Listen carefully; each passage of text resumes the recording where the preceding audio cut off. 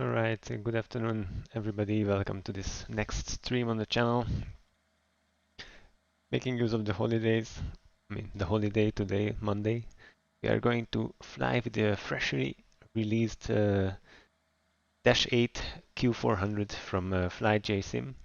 It's a plane I've been waiting for a very long time because I really wanted to fly a nice double turboprop plane in X-plane, and I've never done that so far before.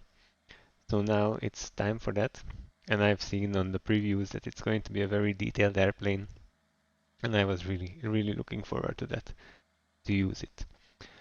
So today we are going to fly a route which is actually flown by a different plane, an ATR 72 in real life. And it's flown by Binter Canarias. So I've just taken the closest livery to that. It's the SATA Fly Azores. So it's an airline that flies similar island hopping flights on the Azores. This is version 1.0.2 of the plane.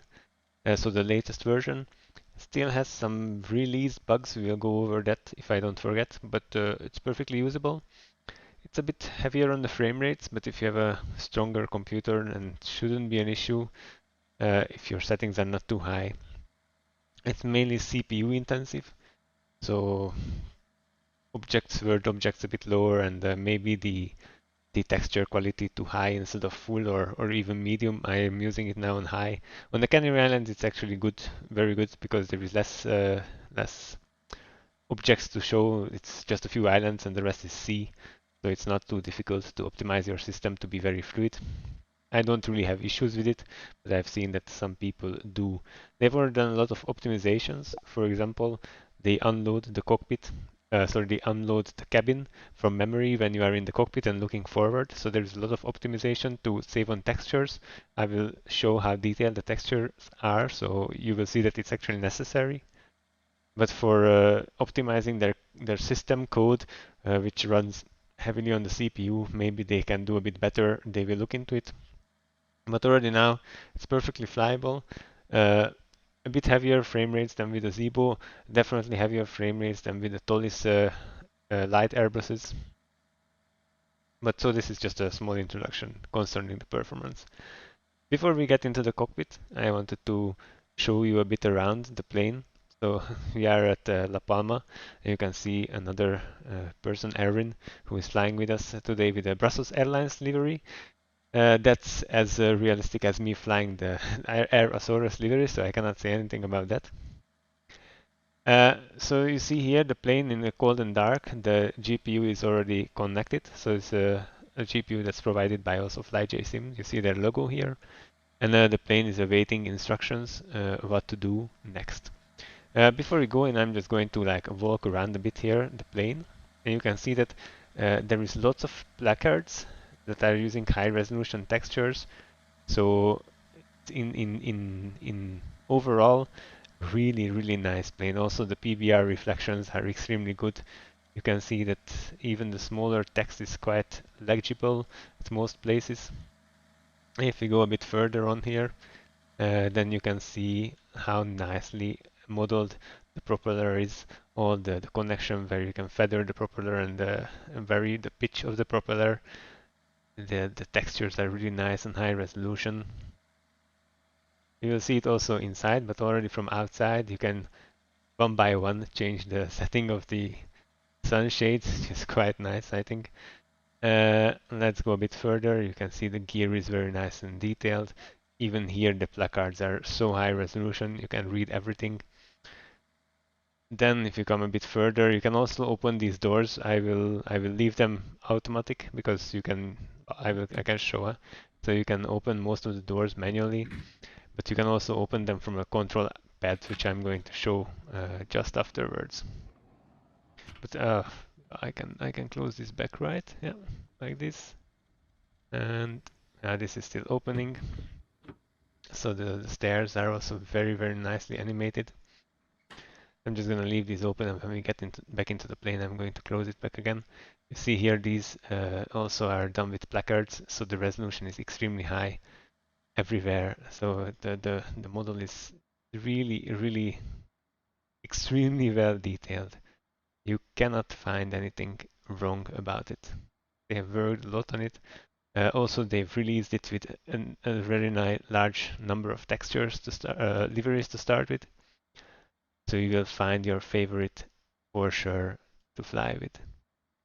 Alright, so this is the externals.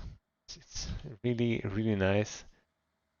I think this is one of the big selling points of this plane, that the model is extremely well done. Okay, so we get back inside the cockpit, and you can see that there is a small iPad, which they call the JPad, I think, which you can use to control multiple aspects of the airplane. Now, before we start, I'm just going to close back the air stairs and then the door, so everything can go automatically as it should. I will explain that system too, how it works. So the stairs are stored. Then I can also just close the doors from here, but you can also close the doors just by clicking on the doors. And well, maybe before we set up, we can also look around a bit in the plane itself. So everything is very nice. The textures are very high resolution. You can see all the circuit breakers are modeled and actually in effectively modeled there. So if you pull out a circuit breaker, for example, the engine monitor, then you will lose that instrument. If you pull out the whatever flight computer, then that part of the flight computer will die. There is no failures.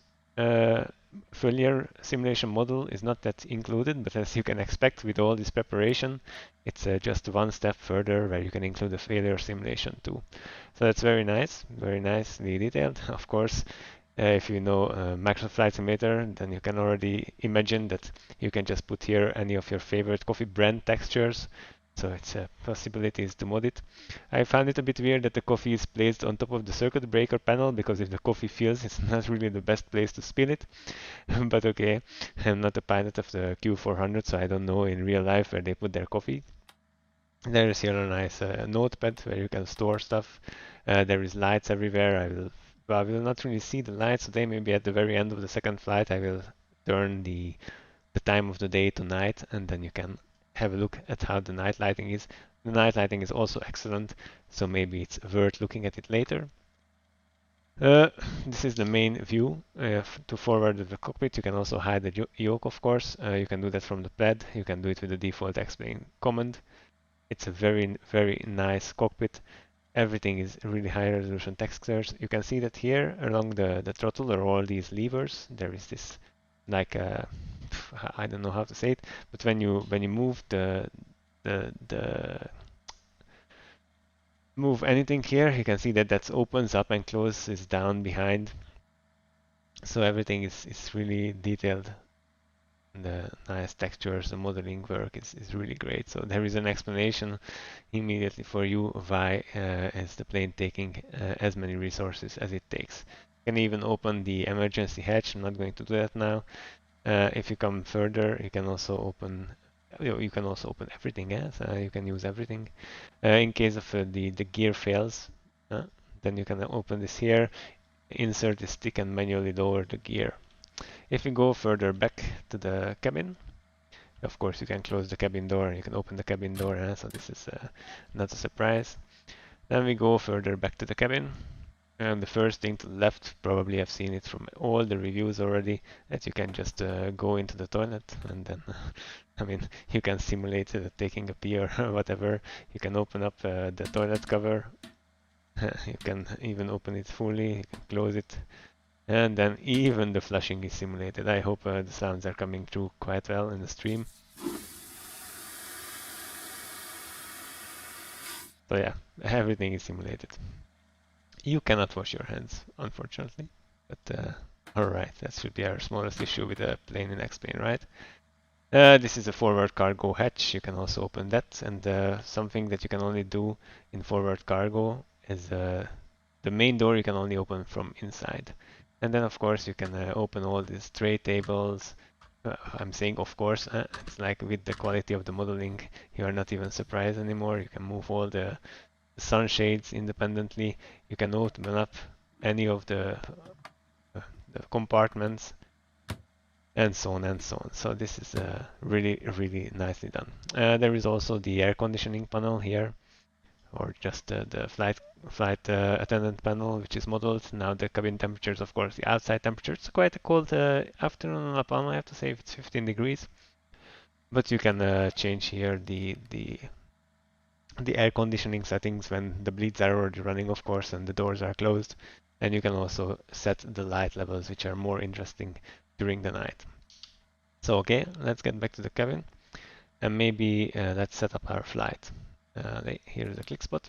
So you can use it like this, but you can also use a pop-up screen. Maybe we'll see it later on how we do it. But for now, let's say that we are using the pad, and then at the beginning you have an overview of the plane. I've flown a bit more than this, but I've renamed the captain to myself, and that changed the aircraft state weirdly enough. So you can see who's the captain, age, sex, who's the first officer. And what's your airplane? If you have a cell call, you can give in the cell call. So these are all editable. If you click, you can edit the descriptions. And then you see what the version is of the plane itself. And then there is a load screen, which we are going to use. And here is my dispatch from a sim brief for this flight. So we are going to use these load values. So you can just click select load. And you can either do one by one setting number of passengers. So you can use these scales and everything changes automatically. Zero fuel weight adjusts. So you can just set the weights. You can set the weights of the baggage. Then these times are only estimates to see in the next page how much fuel you're expected to be landing with. And then we just set our values. So we set our zero fuel weight of 24691. So zero fuel weight of 24691, 24691. And then we set our fuel, which is going to be 2135 kilograms. 2135 kilograms. And then you see that we have a ramp weight of 26756. And in SimBrief it's a bit less because it takes into account that we are going to use some fuel taxiing, of course. So that's why the small difference is. Otherwise I'm using already the Q400 profile in SimBrief to produce these values. So it shouldn't be an issue. And then what you can do is to adjust the time and route, which is 30 minutes here. So it's 0 hours and 30 minutes. The fuel is still the same, our zero fuel is still good, and then you can see that your ramp center of gravity is within the limits, so that's good. If you want to do something else, for example, if you were not in the limits, you could move more baggage to the front hold, because you can see, well, we actually set our weights by limiting number of passengers and then putting full baggage. Alright, so that's one variation. You could also put a higher number of passengers, less cargo, and then with the cargo weight distribution you can affect where your center of gravity would be. So with that, our load setting is done. You can look at the load summary. You can see that you are within the limits, both at the takeoff and landing. And then, so we are within the maximum landing, maximum takeoff, and the maximum zero fuel weight would be 258559, and we are also under that, right? 2589, yes, we are also under the maximum zero fuel weight, so the load summary is fine. And then we can say confirm load. You can also ask the passengers to board together with the fuel loading. It's company dependent how they do it. We don't have to do it because it will still take some time to prepare the plane as the first flight of the day. So I'm going to leave that on. And the autoconnect GPU is just a setting that makes sure that the ground power unit is connected automatically when you load in the plane. Or for example, after you shut down at the destination airport, as you see, the GPU will be automatically connected basically by the invisible ground crew. So that's the setting, but you still have to disconnect it manually before leaving the stand. Okay, so we confirm the load, and then by clicking start load, it starts loading. And here you can see all the information during the preparation, what's happening exactly. So first, the fuel cart will be arriving, and then you can actually see this outside. So it's going to hide Avitab, and you go outside. You can see that the fuel cart is here. And then if we wait a tiny bit, we'll wait a tiny bit to see a few action items happening here. So this is all included in the plane itself. So the fuel cart has arrived. Then they will connect to the the ground fuel reserve. So there's at airports, they store fuel at the stands. They put out some cones, and then they will put a static cable, open the fuel tank, and connect the fueling tube. Well, we can still wait for that before we go any further. Can I come a bit closer? Yes. So you can see here is the static cable, which is connected to the static port. And then they will open the fueling hatch and then connect the fuel cart with the fuel tank. And when that happens, yeah, so they're connected.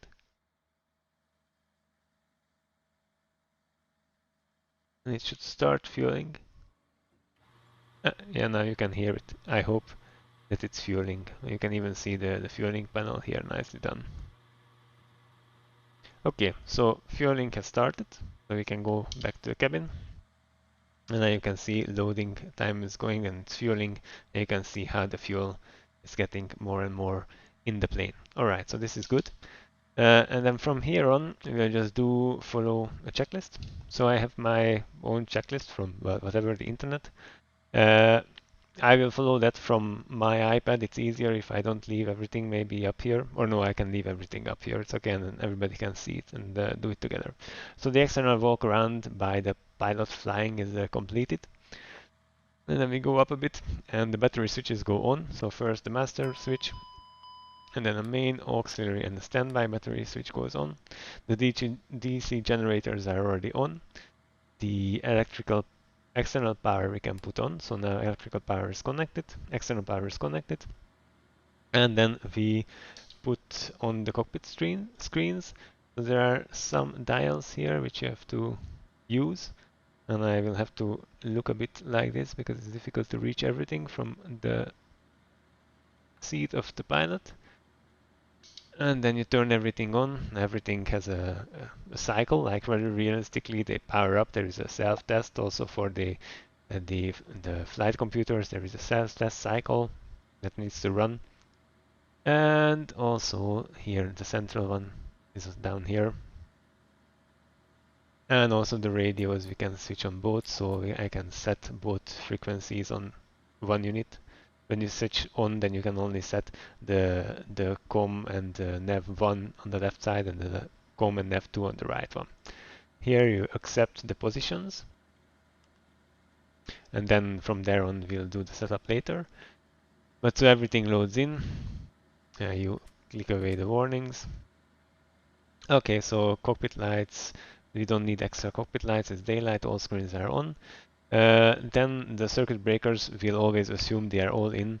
We had a look, there is multiple circuit breaker panels, there is even a circuit breaker panel here and here, so there is plenty, but they are all in. And since failures are not yet simulated there, they will always be in, so we can always just skip that. And then let's already turn on the APU to have some extra APU bleed air, so we can just power the APU.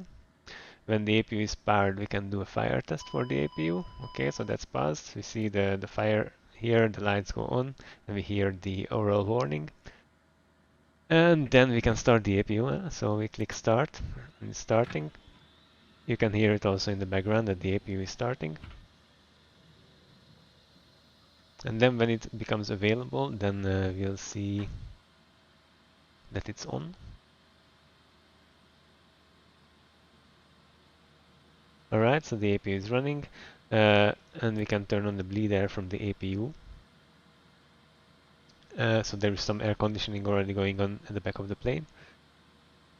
And then the APU generator is loading, documentation is on board, oxygen masks we cannot check because I don't think I can find the oxygen masks. So I know that they should be there somewhere, but I couldn't find them.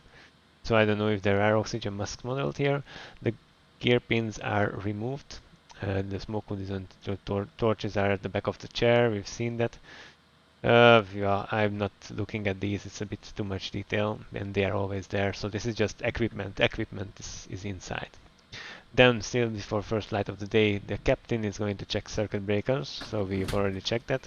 And then there are some horns, warning horns we need to check. And in the meantime, you can you can hear at the back that they are started loading the passengers, so they have opened some doors. And you can here also see very nicely that the passengers are starting to appear one by one. It's really cool. You can see their age. They even have a random name. And then you see how many bags are being loaded to the different bag holds. I think this simulation is really nice. Of course, and then you can also see that the doors, according to what's being done, are open properly. And I think later on they will also model baggage carts, and so they are planning on extending on what's available. Okay, so we are back, and then we were going to look at some panels. And there is one here to the left, and here we have to do the takeoff warning test horn. So that's this one. Okay, that's working. Then we have to test the ADC. And we can also look to the right on the screen that there are some testing processes going. And then also a second test. Okay, that's also passed. Then a stall warning test. Terrain.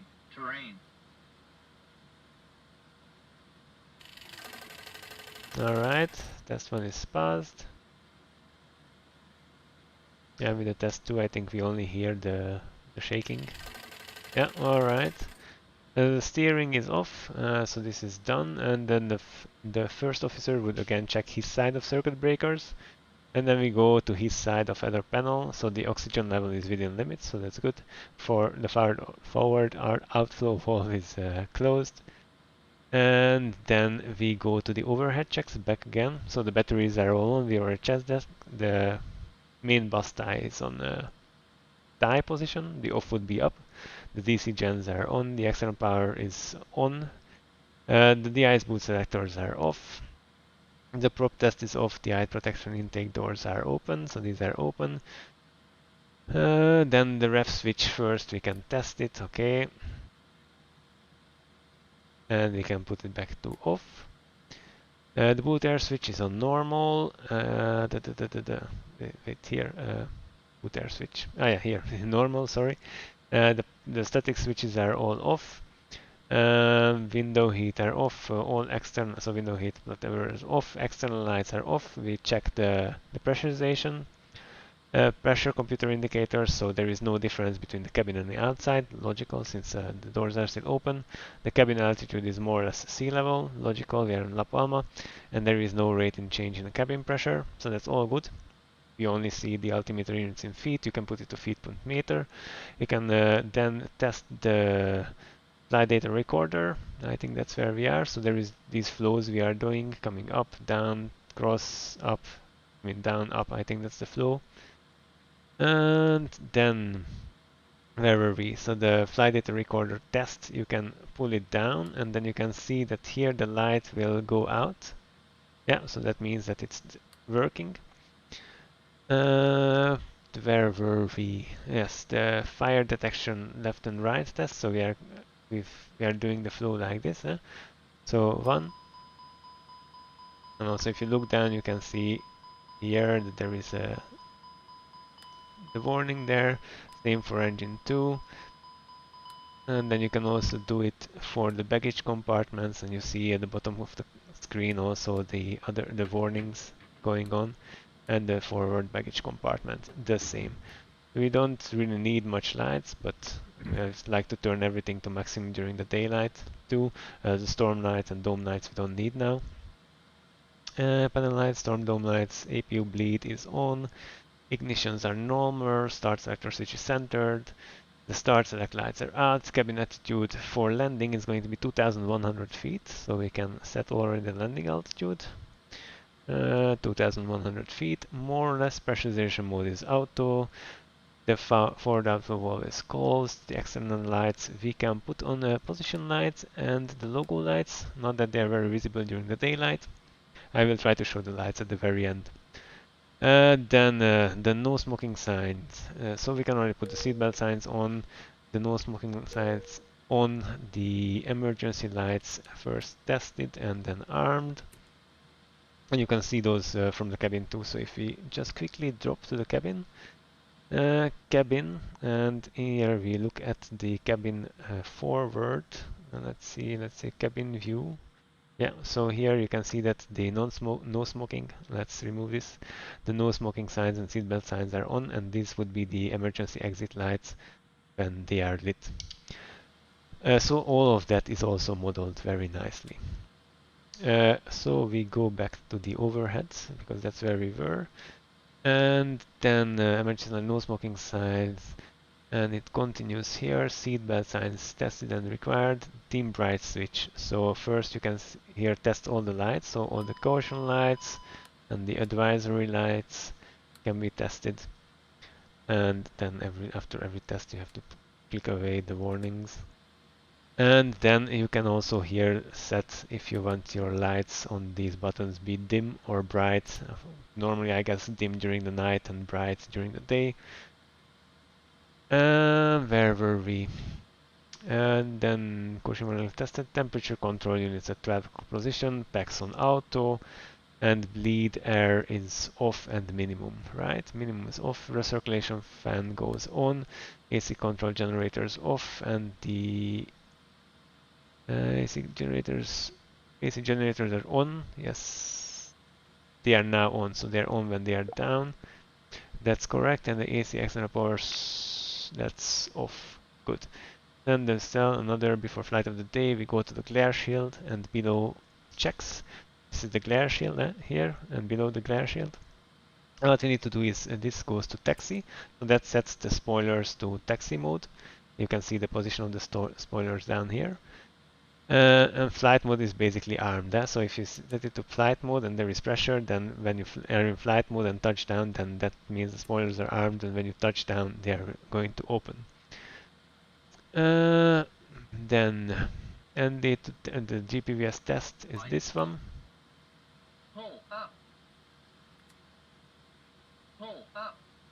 Okay, then we test the gear warning horn, which is going to be up here. It's a bit difficult to get to the gear warning horn, I have to say. Okay, so that's also tested and passed. And then we do an auto feather test. So what the auto feather does, so this is just a test on the ground, so it doesn't do anything. But what the auto feather does is if after takeoff you lose one engine, it immediately feathers that the propellers on that engine, so it has the minimum drag on the side of the failed engine. So in real life they use this only at takeoff, and then after takeoff they turn it off. So that's the only time when the auto feather needs to be used. So you see the auto feather test is in process, and when the test is passed, then this should go back to normal off condition. So that says off after test completed, and that's when it's passed. So now the test was completed, it's off, test passed. Then you test the standby comms. So this is the standby comm panel. You can put it to test, and then it turns on, and you can see that here the VHF1 goes to standby control. That means that it's correctly working, but you can turn it off and normally only use the audio panel down here. Cockpit voice recorder. To test the cockpit voice recorder, then we have to come here, you press it and it's tested. I've not found any feedback how it's is there a feedback, or if it's modeled if there is a feedback, so I don't know. So you just press it and it's tested. And then you can test the trims. So you can see here the pitch trim. Yeah, so that's working. Then there is the rudder trim. That's also working, and you can center it, and the aileron trim also working and center it back. So trims are tested. Power levers are disconnected, that's okay. Condition levels are fuel off, those are down. The TCAS is not, so the TCAS test, you can do it by clicking here, then expand, and then there's a test button. But I think, so since TCAS is not yet modeled, but it's coming, so it's not functional, I don't think the test works, because when you click test, then there should be some display here, which cycles a test progress. So it's not yet modeled. You can go back here from clicking page 1, 2. And then where were we?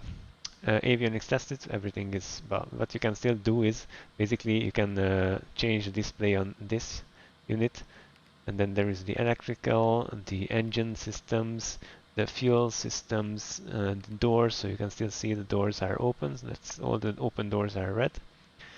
And there is also an all which you can just click multiple times and then it cycles through everything. So I like to keep it on the electrical. So that's all tested. And that was all the pre-flight checks of the first flight of the day.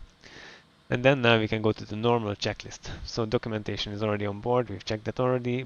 Batteries were on and checked, main bus tie was tied, DCXO. So normally you would check these of course once more by the pilot non-flying. So it's a second layer of checks, but since we are in the simulator and we've already done this, we are not going to do this. Battery temperatures are here, they are good.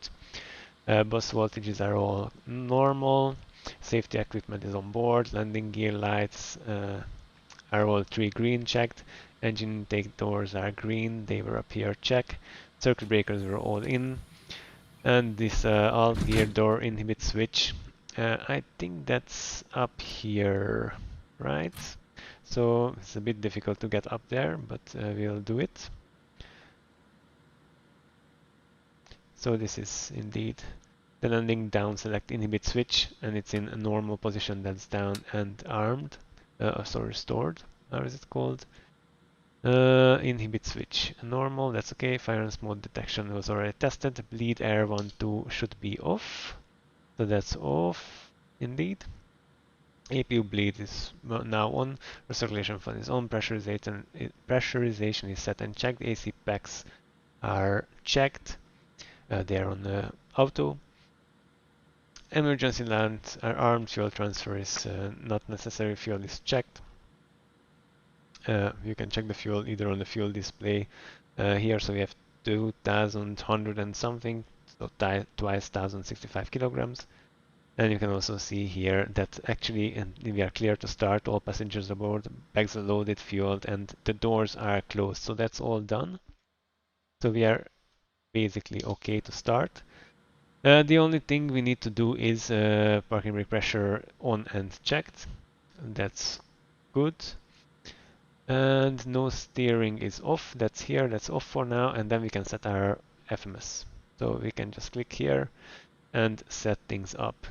And that's a bit different compared to what we are used to in the Airbus or in the TOLIS, in the TOLIS or in the Zibo, so the Airbus or the Boeing.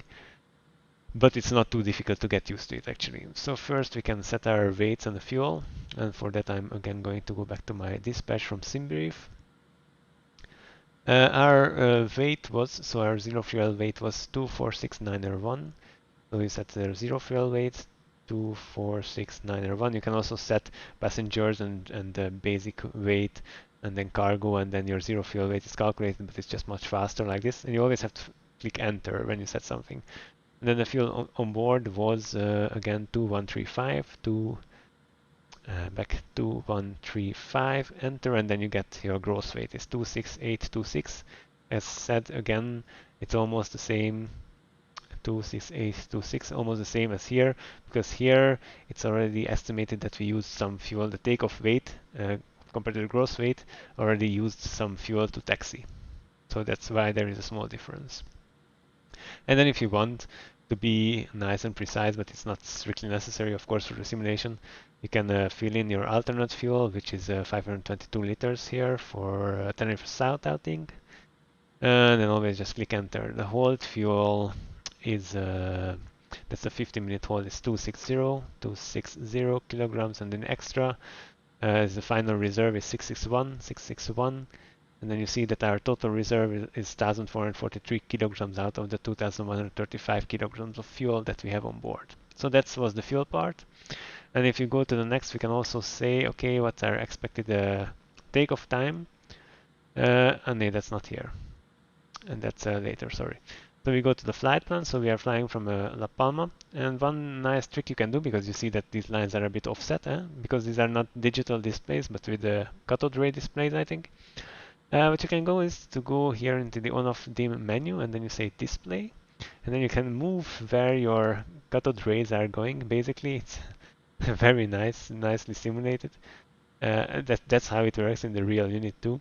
And then you see you can really nicely line up things as you wish. And then if you say it once more, then it's done. So now everything is in line. Also, if you look down here, it's more in line than it was before. You can also change the brightness. If you say a dim or you go bright, now we are at maximum brightness. During the day, you would probably be on maximum brightness. And you can also turn it off, but we don't want to do that now. So we are flying from La Palma, and then you can either give in the route or you do first departure, route, then arrival. Since it's a very short route, we'll just do first departure. So we are flying from La Palma, and then you go to menu, you can click depart, and then the tricky part is you never write down the numbers, but you always write down the select number. So we do runway 36, that means 2, then you press 2, enter, and then it selects runway 36. Just a bit of getting used to it, but it's very simple. So we do the Tenerife Norte 4 Tango departure, that's number 9, so we type 9, press enter, and there is no transition, so press enter again. And now it's in our flight plan, just as if it would be in another plane.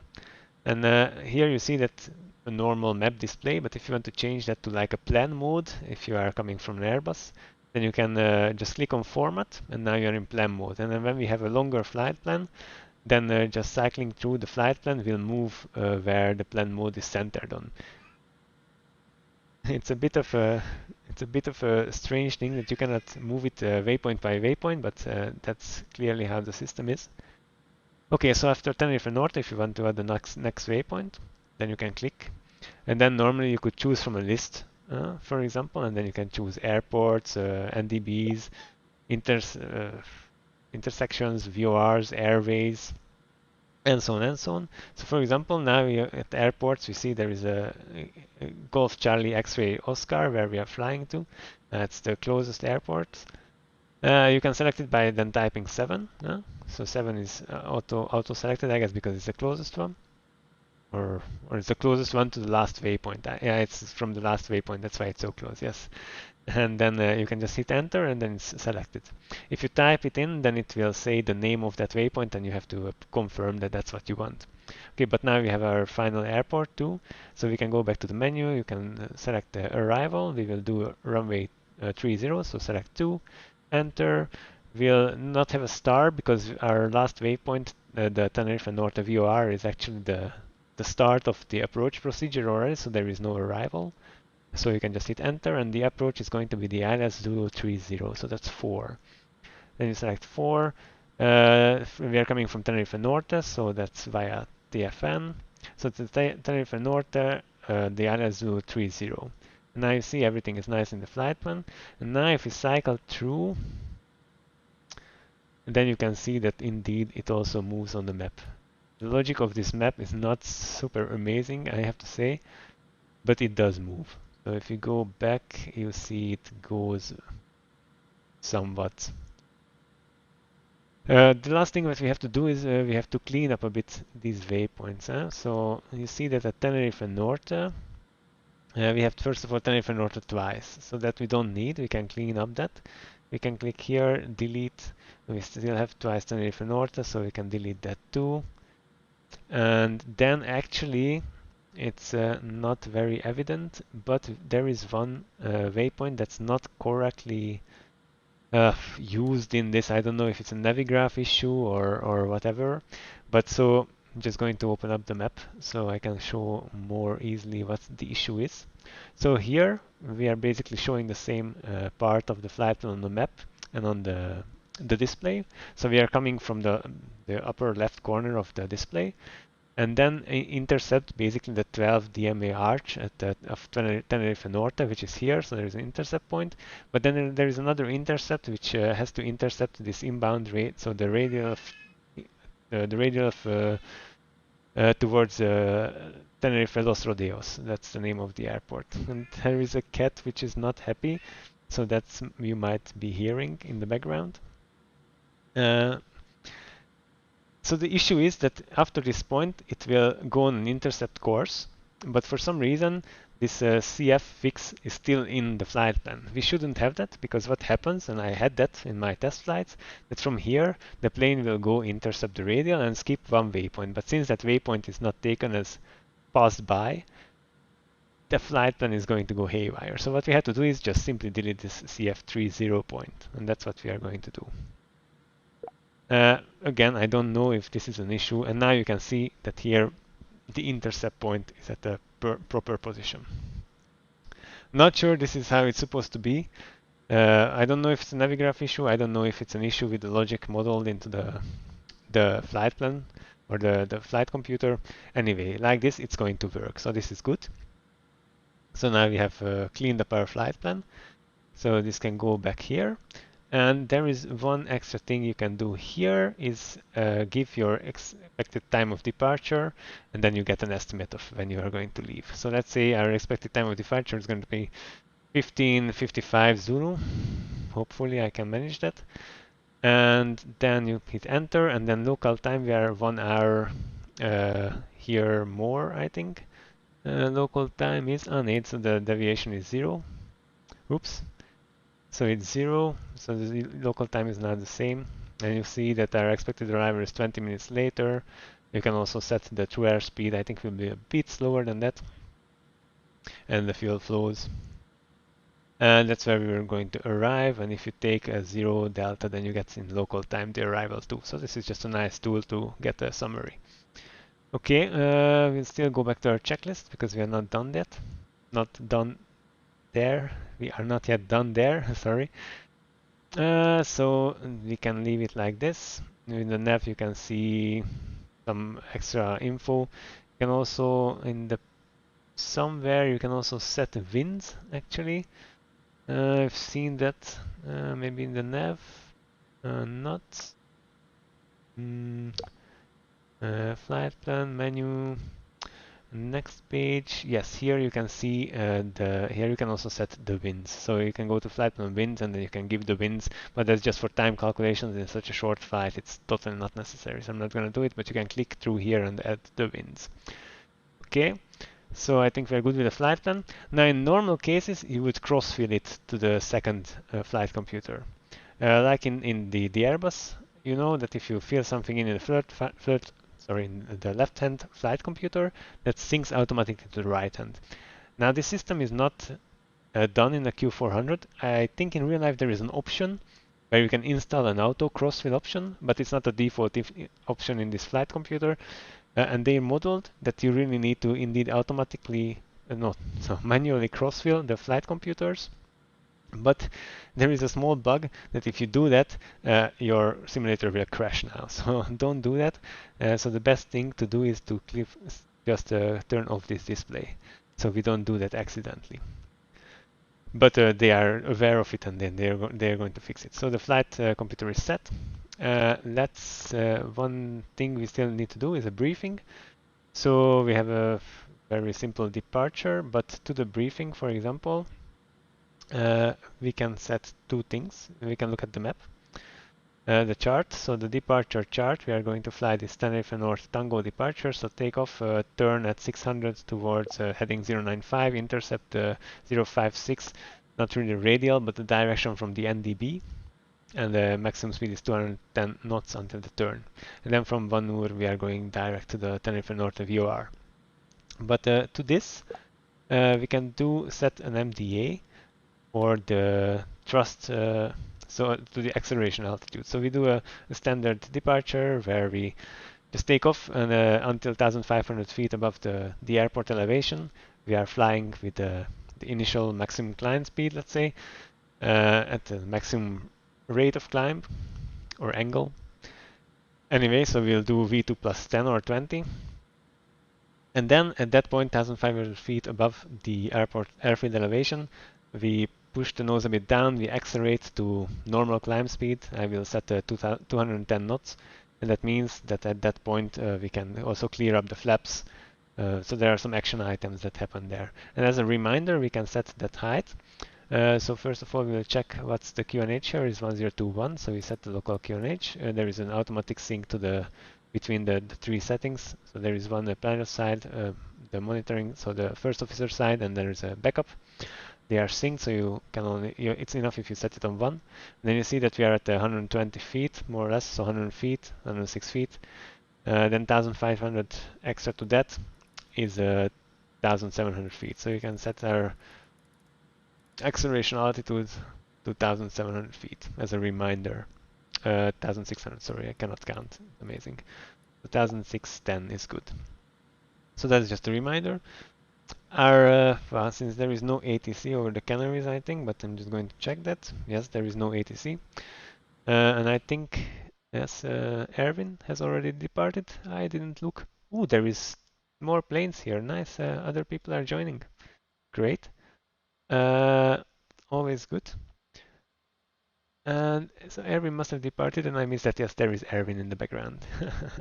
Okay, if we zoom in, we can still see Erwin. Alright, nice. So Erwin has departed because he doesn't have to say so many things like I do. What were we doing? We already briefed our departure. We set our MDA, we set our QNH. The cruise altitude, so that's why I was checking if there was ATC. So our cruise altitude is going to be, I think, flight level 130. Flight level 130, so we can already set that. And the altitude, 130. And then before takeoff, we'll have some extra action items there, but 130 is set. And then we can put the nav source to the GPS, and we can also set a runway heading, which is 004. So runway heading is also set. And then the next thing is we go back to our our checklist. So takeoff and departure briefing is completed. Before start, all the trims are set. I think we need to be a bit towards the back because we are a bit back heavy, so we need to balance by, I don't know, don't have an experience yet, so I'm just going to put it in the center of the takeoff. And I've heard that you should put a bit of right rudder, that's to counterbalance the P factor, so we can try to do that. So a tiny bit of right rudder. So let's do that. Let's try that. A bit of right rudder. Just don't forget to remove that after takeoff. So trims are set, doors and fueling lights are all out, so we can also just make an extra quick check on the doors by clicking doors. Click doors, all green, so that's checked. We can put it back to electrical systems like I like it. We assume there was a cabin report received. The passenger sides are already on. Flight deck door is locked. They also lock that automatically, so that's nice. We don't have to do it. Anti-collision lights can go to red, so that will tell the ground crew that we are about to start our engines. The APU bleed can go off. The battery voltages are fine. We still have the GPU connected, so we can start from the GPU and then remove the GPU afterwards. So at that point we can start the engines. Engine start is also not so complicated here. So you just set your starter, we start by engine 2, press select, and then after you just press start, and as soon as the NH starts rising, you can move your condition levers to start feather. So one by one, of course. So we do that. So we press start, then start. You can see immediately NH is rising. Then you can move to feather, and then we can also look outside. And I'm going to, and then you can see a nice engine start. Of course you would monitor the parameters, but isn't it much more fun to just look at the engine starting? It's beautiful.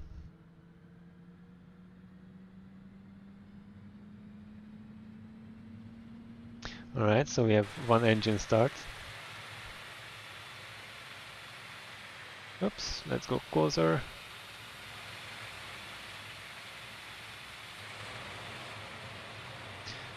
Very nice, let's start the second engine. So we just move the selector to 1, press, it's starting, NH is rising, move the lever, and then that's also starting, and let's look at the engine. So engine 1 is also starting. Very nice. Slowly but steadily we are getting there. Okay, so engine 1 has also started. And we will hear it when it's fully done. That's the well, we were out of the cabin, but normally when the start is complete, the selector jumps back, and that's when the start is complete. Okay, so the lights gone out. And then we can go with our after start checklists. The external power can be disconnected because now we are on the engine power. May boost die can go off. The electrical panels, we have checked the electrical panels. Let's say condition levers are moving to maximum.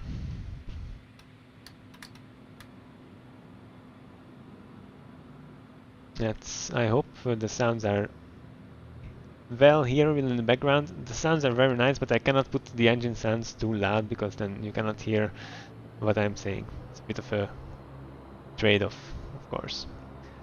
But the sounds are really nice.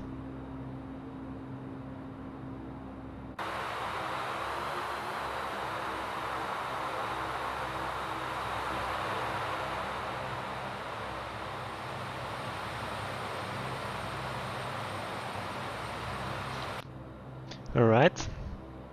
So condition level is auto feather. So now we arm the auto feather. Auto feather selected. Fuel pumps going on. For some reason you have to do it in order 2-1. I don't know if it's a real or it's just a programming issue, but if you cannot do it in the order of 1-2. I don't know why, it doesn't work like that. Then fuel pumps are on, hydronics are checked, and by checking hydronics we also can put the standby hydraulic pressure and the PTU control on. Flaps selected, we set flap 5 as takeoff, and then when that's done we can also calculate the takeoff speeds. You can do that manually, or you can just click here and it's done automatically. So we do this option because we have already spent a long time by talking. So now we have our rotation and V2 and flap retraction speeds. And flap speed rudder, we check the full travel of the rudder. By the way, you can set here the rudder pedal position, and then you can check your full travel. And you do this at the parking position because later on when you're moving, if you move the rudder, it also moves a bit the nose wheel. So I guess that's why it's in this point in the checklist. Then the nose steering goes on. The PFD, MFD, ED checked. There is nothing weird. Oh yeah, we should put our normal format back for takeoff and zoom in. Good. Bleeds are on and minimum. Bleeds are on and minimum. The ice pressure checked. The ice protection test and set. We only put the static heats on now and the engine intakes close.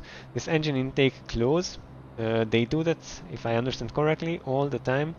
When from the before start till the after stop, when they are below the top of the cumulus clouds where there is chance of any precipitation or foreign objects, because when you do this, then these particles or whatever are not sucked into the compressor of the engine. So that's what this engine intake open does.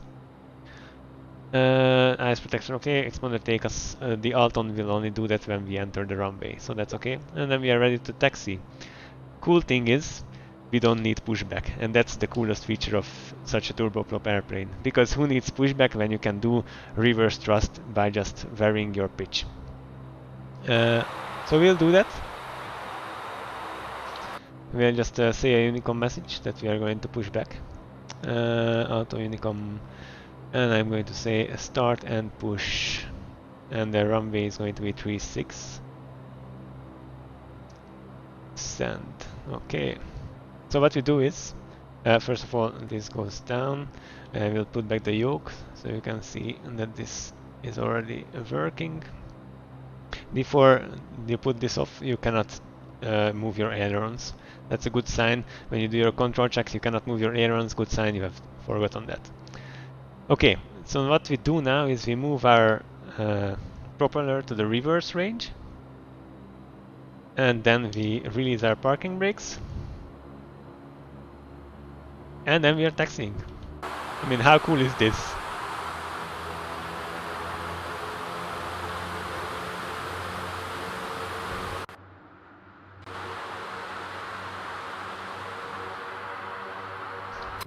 And of course you have to make sure that you don't speed up too much and that you start turning in time. What you can also do is for a second check your brakes, brakes checked, and then we can go back further to reverse range. And we can see ourselves from the tower. Or just like this.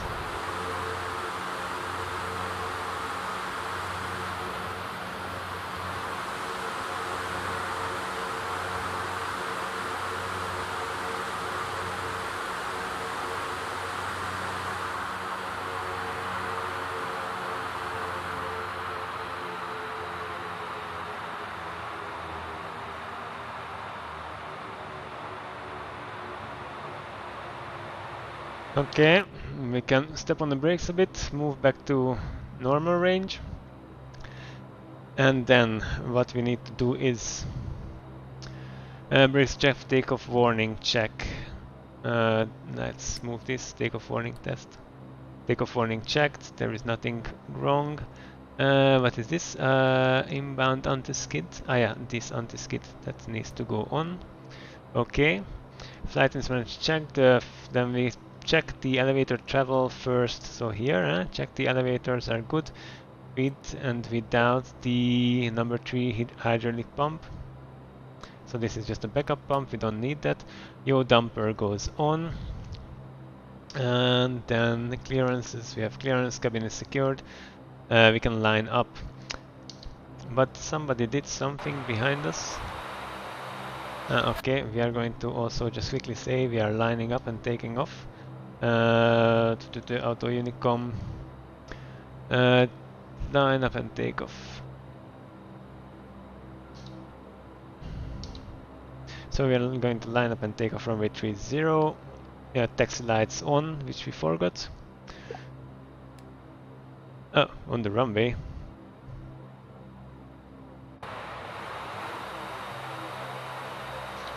Okay, then we are going to hold short.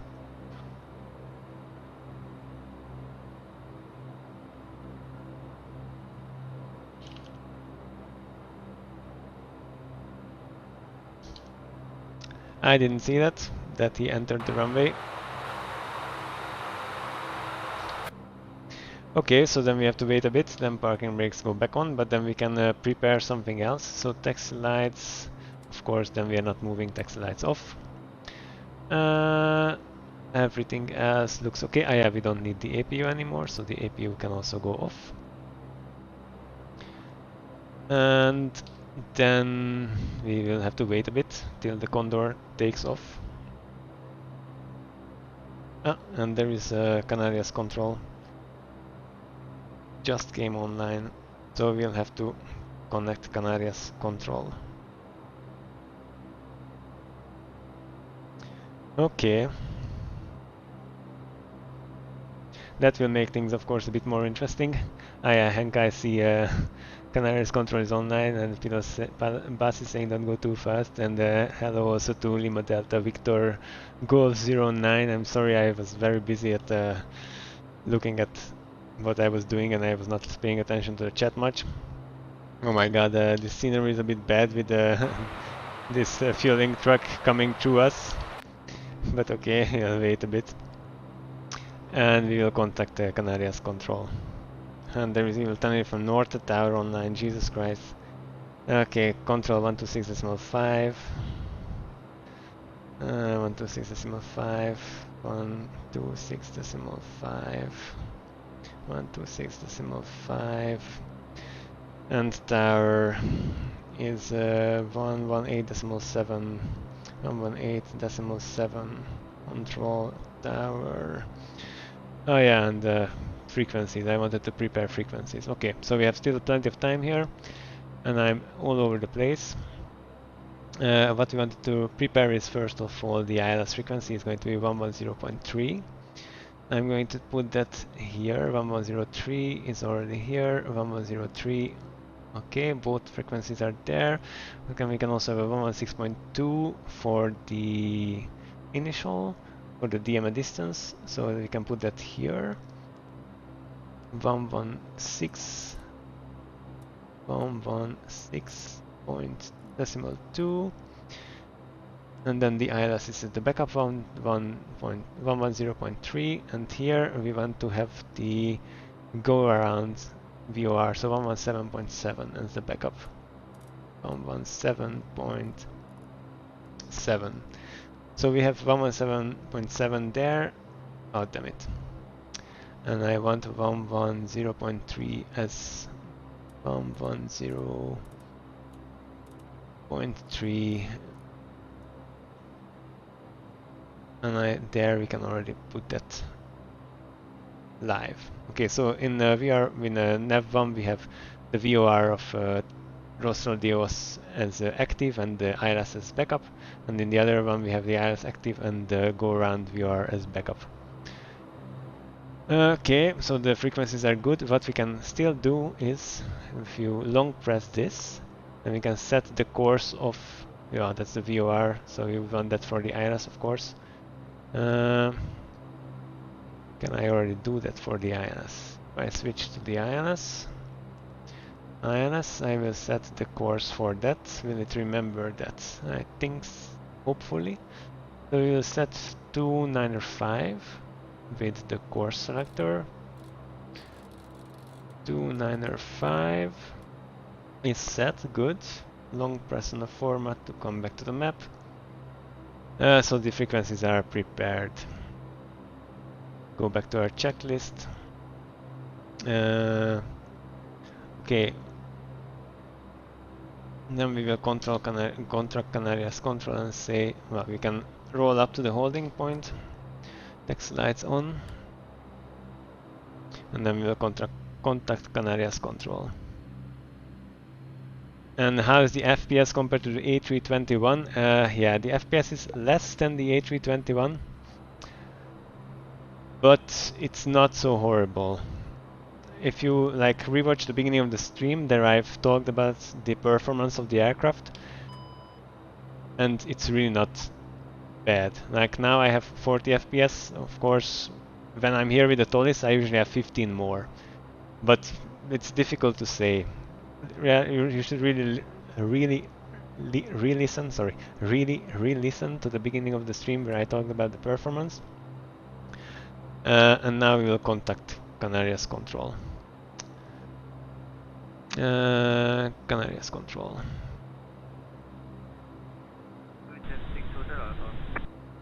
Canada 522, fly direct to Bimbo. Direct Bimbo, Canada 522, thanks.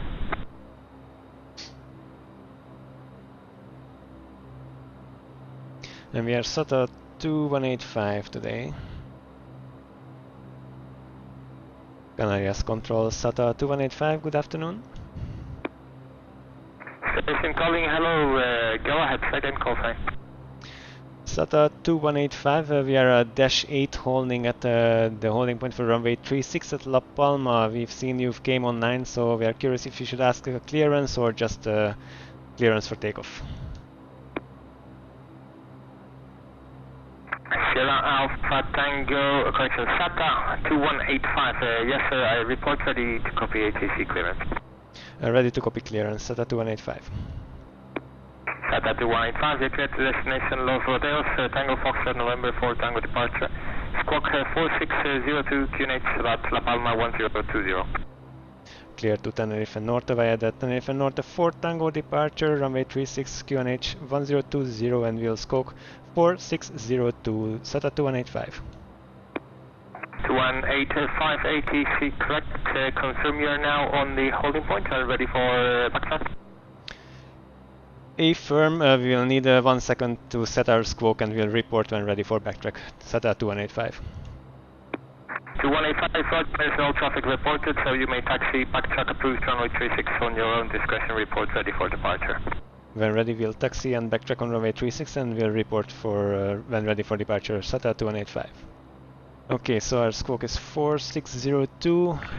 Canarias control, good evening, Beeline 8 Delta Lima, inbound on the ILS 300 off. Nice, 4602 is set. Good. Beeline 8 Delta Lima, buenas tardes, Canarias identified 5200, continue descending on your own discretion, QNH 1022, report established. And we'll set already the tower. Continue descent, we'll report when we Okay, get and then let's go. We set squawk to 8 Delta Lima. on alt, landing lights. Control GCLA 541 saliendo de Gran Canarias en ascenso para 120 con usted. Flight 541 Canarias, buenas, identificado 4000, subo a nivel de vuelo 340, vuelo en directo, basta. Okay. Subimos nivel de vuelo 340. Anti-collision lights white, landing lights on, static isolation valves are on, bleeds. We can leave the bleeds. We can leave the bleeds, that's okay. We'll do end top takeoff. Flight 301 Canarias, muy buenas, identificado 250, subo a nivel de vuelo 340, vuelo en directo, basta. Directo basto y para 340, Line 301. Approach is free. And then what we need to do is we set first heading, then we set go around, then the go around is enabled. Heading, alt select, and that's it. Beeline 8 Delta Lima, contact Tenerife North, you're now 9 miles from touchdown on frequency 118.7, adios. So bleeds will lead on. Contact tower on 118.7. Thank you and bye bye. Beeline 8 Delta Lima. Bye.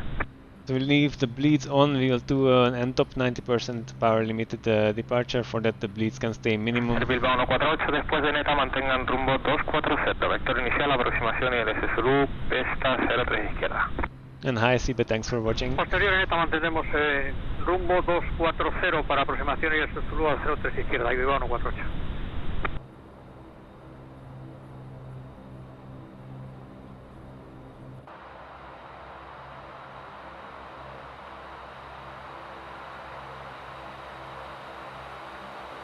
Oops, difficult from this point.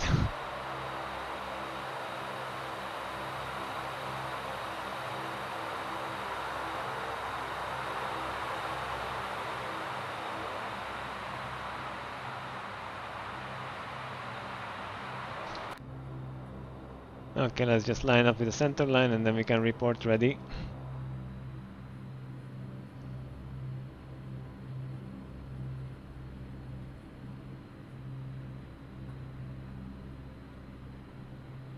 Okay, on the brakes, and we are fully ready. Everything seems okay. Go around, heading select, alt select. Okay. SATA 2185 fully ready for departure. Runway 36. SATA 2185 runway 36, cleared for takeoff 0.020 degrees, 8 knots. Clear for takeoff. Runway 36. SATA 2185. Okay, then we start our chrono and takeoff. I have control. We are still on the brakes. We set power to flight rating. That automatically sets the takeoff power. Power is set off the brakes. Keep the center line. Airspeed is alive. El Bilbao 148 continúa en descenso 3000 pies, altitud 3000 con H 80 knots. Descendemos para 3000, pone H 1020 y Bilbao 148. V1 rotate. Okay, positive rate and gears up.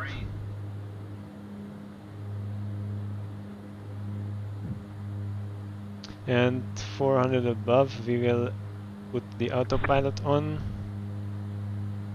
Okay, autopilot on, nav mode, and flaps not yet, bleeds are already on, and nav mode is on. We should be turning right, that's correct.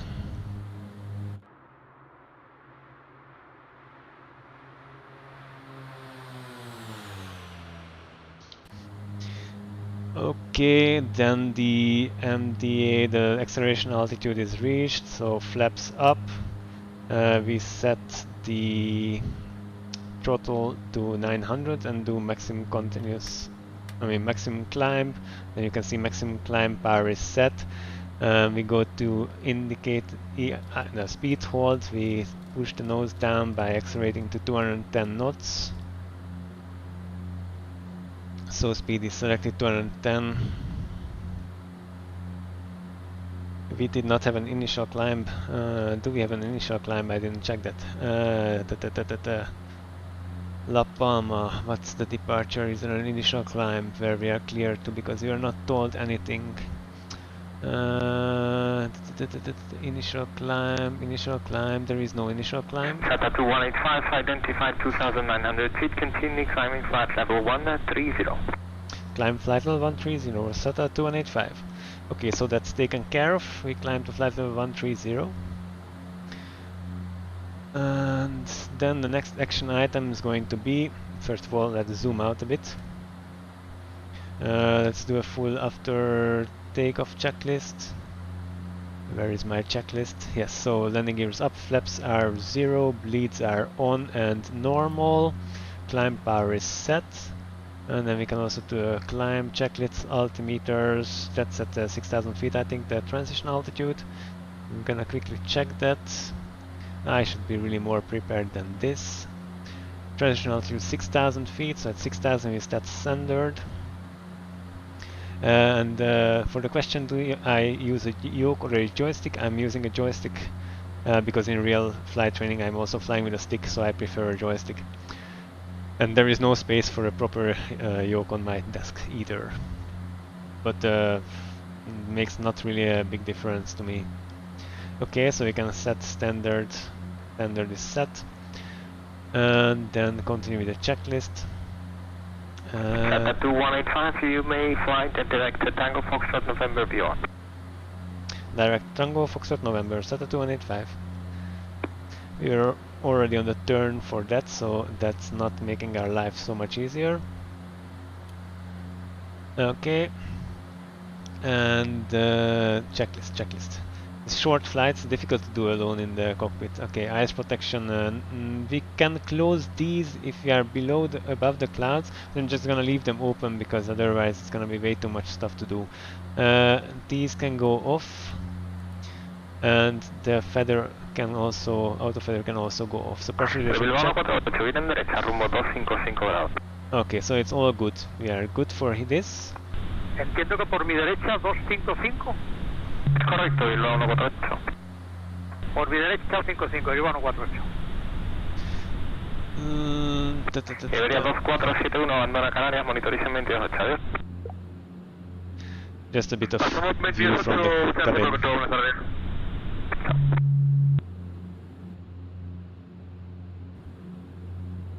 Tata 2185, expect ALS Zulu approach runway 30 at Tenerife North, expect vectors localizer.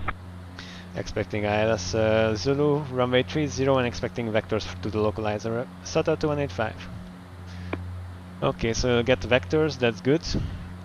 What we still need to do, well, let's say we are already crossing flight level 100, then landing lights can go off, taxi lights off, and let the passengers walk around for the full 5 minutes of cruise time we'll have today. Oh, things are going fast. Let's set up a VNAV. We can only do that when we have reached our climb, the cruise altitude. But what we can do, and what I didn't do, is have a look at these altitudes, because these altitudes are not as I would want them exactly. So the thing is, we want to be at 4,300 feet, basically at the end of the turn. At 6.9 at 4,003. So that's the final 4,003. Let's make that actually a constraint. That's good. The rest doesn't really matter. I think the rest should be fine. And then when we reach our top of climb at flight 130, we'll have a look at the VNAV profile. So here there is no vertical guidance. I mean, there is a vertical guidance, but it's very different. So this beep you've heard was just to say that we are 1,000 feet within our altitude select. And to answer, hi Xander, it's nice to see you on the stream again. I'm going fine. This flight is really busy, and I'm not yet completely at ease with the airplane. I'm quite okay with how everything works, But maybe I should have chosen a longer leg for a stream, because there is a lot to do and a lot to talk about, and I don't want to make a fool of myself. So I have to concentrate here. I hope you are also doing fine. 148, viren por su derecha, rumbo norte, vector final, autoriza aproximación y LSTU directa pista 03 izquierda. Por mi derecha para norte, vector final para 03 izquierda, IVAO 148. La Palma in the background. I'm flying towards Tenerife, and there is the Taida.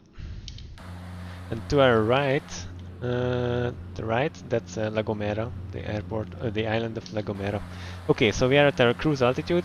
We can pull back our prop to maximum cruise, and we'll probably need to lower our throttle a bit, because otherwise we'll overspeed.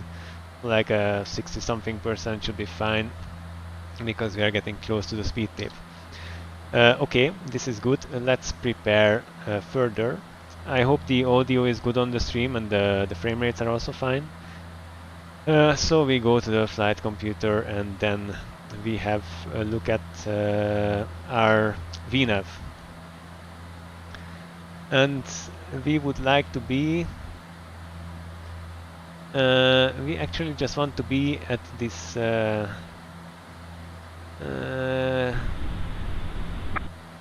Alcanzando This. esto al aire So we Al say 301, Canarias terminado, monitor dicen 22, hasta luego. Pues andando en su espacio aéreo, asumen con la organización propia, monitorizamos Oops. con 28, gracias, buenas tardes, un saludo. Hasta luego. oh shit, we didn't have the bleed on. Okay, so the cabin pressure had a bit of an issue. The bleed was not on. Now we put it back, so the cabin altitude is pressurizing. Okay, small issue. We were not too high, so nobody fainted yet. Yeah, okay. So we want to be... This is a bit... Oh no, this is good. This is so far good. We want to go down by minus, let's say, 750. That's 3 degrees. That means top of the descent in 6. So this is how the VNAV works here. Thanks for saying audio is fine, Hank. So this is how the VNAV works here. You can just select a point to where you want to go down with a given profile. I know that at this speed, 1750 feet per minute is more or less a 3 degree slope, so 3 degrees is good. And it calculates where you have to start that descent. And that's it, there is not much else you can do. Canarias, radar, IVAO 148, estamos establecidos en el ILS de la 03 izquierda de Palma. We'll already prepare. 48, pista 03 izquierda, continua aproximación, viento 030 grados 21 nudos. So the ILS frequency is already there. Continuamos con la aproximación, IVAO 148. We have already set the inbound course, so that's all prepared. So our ILS is ready to be activated when it needs to be. Basically, before the top of descent, we'll request descent, and then the final descent is going to be at 4,300 feet, where we'll switch our nav source to the ILS, and from there on, it's gonna be easy. I'm going to slow us down a bit because I don't want to be too fast. Canarias, muy buena. Bolívar 401 Papa, somos un 321 en el estacionamiento 13 de La Palma. Listos copiar autorización y puesta en marcha para... The cabin pressure is getting also in a better range. Papa, Canarias, muy buena. Estamos autorizados. Lanzarote, Laris 2 Tango, pista 36, responda 5002 y con H en La Palma 1020. I should remove the rudder trim. Laris 2 Tango, pista 36, respondemos 5002 y con H 102 o Bolívar 401 Papa. So because of the rudder trim we were leaning to the left, now it will correct.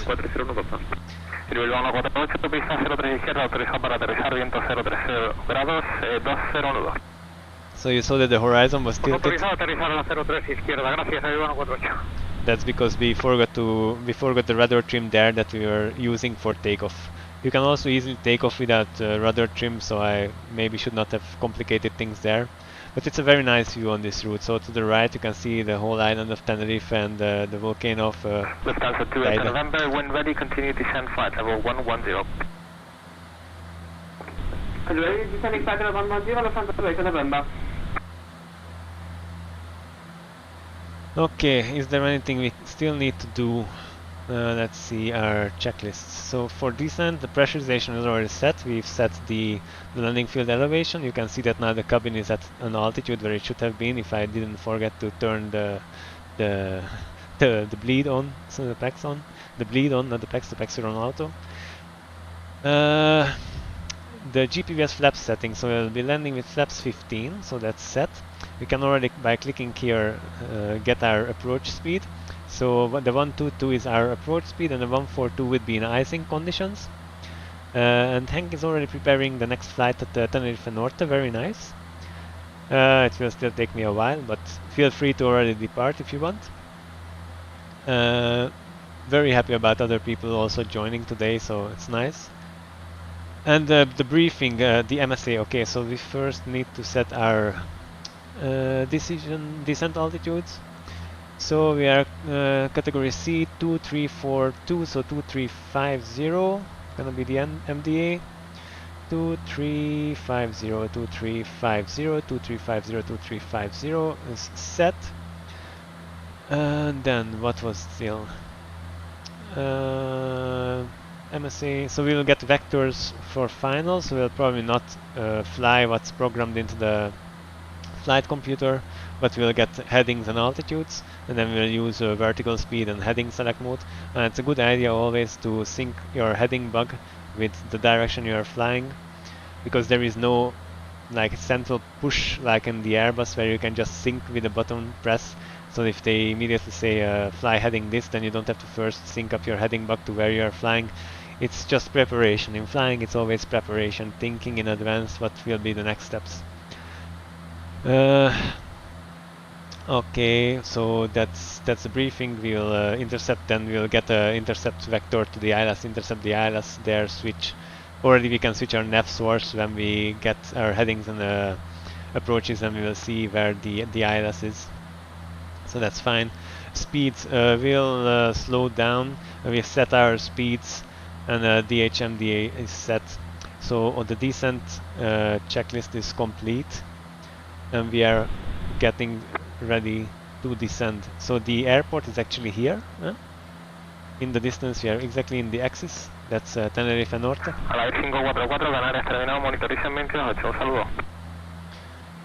We can prepare what's going to be the pressure at Tenerife Norte, and oops, the QNH is 1022 at Tenerife Norte.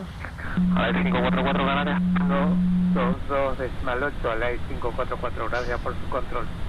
Hasta luego. Área radar Bilbao 148, abandonando, centro de izquierda. Air Bilbao 148, cambio de frecuencia, rueda de discreción, hasta luego. Noriconi, gracias por su buen control y buenas tardes, Javier Bilbao 148. Chao. Okay, checklist is complete. Everything is prepared here, what we could prepare already. There is a message, top of descent is coming up, so we'll ask SATA 2185 requesting descent. SATA 2185, when ready, descend and flight at level 70 transition. Descent flight level 70, SATA 2185. Okay, then we can... Romeo, when ready, continue descend altitude 3000 feet, QNH at 1019 and turn right heading 270, initial vector. So we'll do heading select, descent, keep flying the same direction. Correct, descent 3000 feet. We select 70. Turn right heading 270, confirm. And we start going down. Turn right heading 270. We can basically keep the 250. Right heading 270, Lufthansa 4 kilo. And then if we pull back the power, we'll start descending. Rueda entre backtrack pistas 13, notifique lista salida. Rodar entre backtrack pista 13, 401 papá. Okay, and then let's zoom in a bit. Europa 46, Canary, buenas identificado, 36. We want to descend like 1,500, 1,700 feet, so... Arriba estándar, pista en uso entre 07.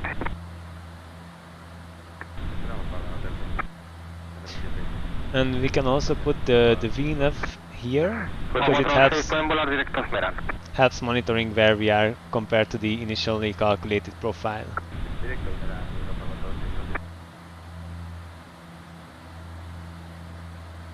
Okay, so this is a good descent. We can already put on our landing lights, taxi lights, and tell the passengers to get seated.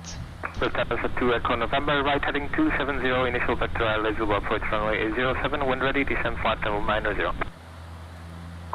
Right heading 270 and descending 579 as you will Lufthansa 1 Echo November. Shutdown 2185 after Tango Foxtrot November, turn right 115. After the Tenerife Norte VOR, we'll turn right heading 115, SATA 2185. So after we pass the VOR, we'll go 115. Want we can... We get 602 Alpha, release by Canary, monitor Unicom 1228, adios. 1228, 36 Alpha, bye-bye. We do reduced NP landing, which means that we can already move the condition level to maximum, which prepares it for a go around, but it will still keep the 850 RPM on the props. So that's what people do for landing. Okay, we are at 1.5 from Tenerife Norte, ready to turn right. The ice protection is already prepared. Okay, the rest will continue. Vueling 401 Papa, listo al alcanzar. Okay, 401 Papa, pista 36, turn right 115. 115. Heading 115. Perfecto, pista 36, Vueling 401 Papa. And that's the runway. Lufthansa 2 Echo November, continue descending altitude 6000 feet, QNH 1019er. Continue descending 6000 feet, QNH 1019 as Lufthansa 2 Echo November. And this is gonna be transition level, right? So it's... Canal 541, Canary terminado, monitorizan 28, un saludo. So it's still flight level. And we need to slow down. Monitorizamos 228, Alex 541, buenas tardes, control, hasta la próxima. SATA 2185, continue descend altitude 6000 feet, QNH 1022. Descend altitude 6000 feet, QNH 1022, SATA 2185. Okay, so we go to 6000, we are not over speeding anymore, we are slowly slowing down, we are at idle. And we're going to 6000, we set standard instead of standard 1022, that's what we were told, 1020, sorry, 1020. Condor 522, release by Canada's monitor 1228, adios. And we can also switch the nav source to ILS already, the course is already set 295. That's okay, so we are good. We have the ILS frequencies on both, so 110.3, 110.3, we have prepared Tenerife Norte Tower here at the standby COM1 frequency. Lufthansa 2 Echo November, continue descend altitude 4000 feet. Continue descend 4000 feet, Lufthansa 2 Echo November. Okay, flaps 1 is at 205, right? 200, flaps 1 is at 200. Lufthansa 4 Kilo Romeo, turn right heading 290 degrees. Turn right heading 290, Lufthansa 4 Kilo Romeo. Now when we level off, we have to add a bit of power, because we don't want to go down too much in speed. Hello, 6000? Ah, I didn't say altitude select. Ah, damn it.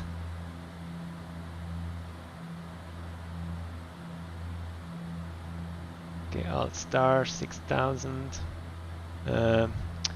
Altitude. SATA 2185, turn right heading 220, correction 220 degrees.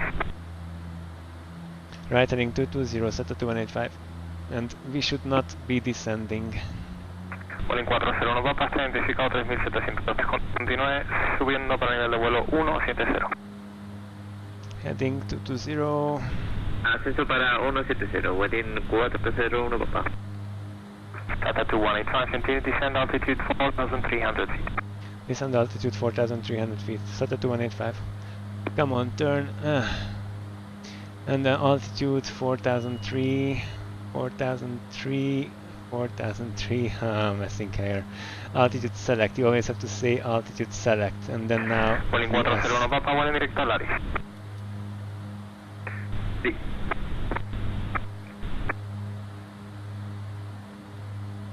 That was a bit of a fight, but okay, we are there. I'm going to alt select 4003. Vueling 401 Papa, vueling directo al Aris. Sí, super.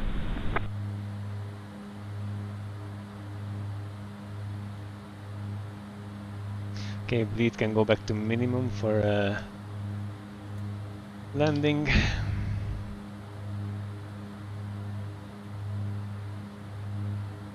Okay, we will get very soon another vector. Descending to 4003, we can go a bit steeper than that. The speed is good. Oh yeah, the prop is bent up. So let's come back with the prop once more. And then we'll again do this. And then we can go forward, and we are at 850. That's also for noise considerations. At 2185, sir, right heading 330 degrees, 330. Right heading 330, set at 2185. Okay, so that's gonna be already an intercept angle, probably. Okay, we'll intercept from the other side. 330.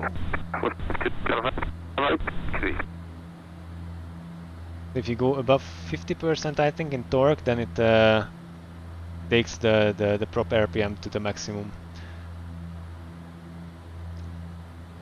But if we November, right heading 280 degrees. If you stay at this speed, it should be Right heading fine. 280, Lufthansa 2 Echo November. We can press the Terran inhibit so we don't get Terran warnings. And now, probably we should be told to intercept the ILS. Lufthansa 4 Kilo Romeo, right heading 010 degrees. Right 010, Lufthansa 4 Kilo Romeo. Shutdown to 185, turn left heading 300, 300, correction, 320, cleared by Zulu approach, runway 30. Left heading 320, cleared ILS 0 for runway 30, set at 185. Okay, so we have already had the localizer, then still the approach, so the localizer and the glide slope are armed. And we will only start putting up out the flaps when we intercept. 4 Kilo Romeo, turn right heading 050 degrees, you cleared the Zulu approach, runway 07.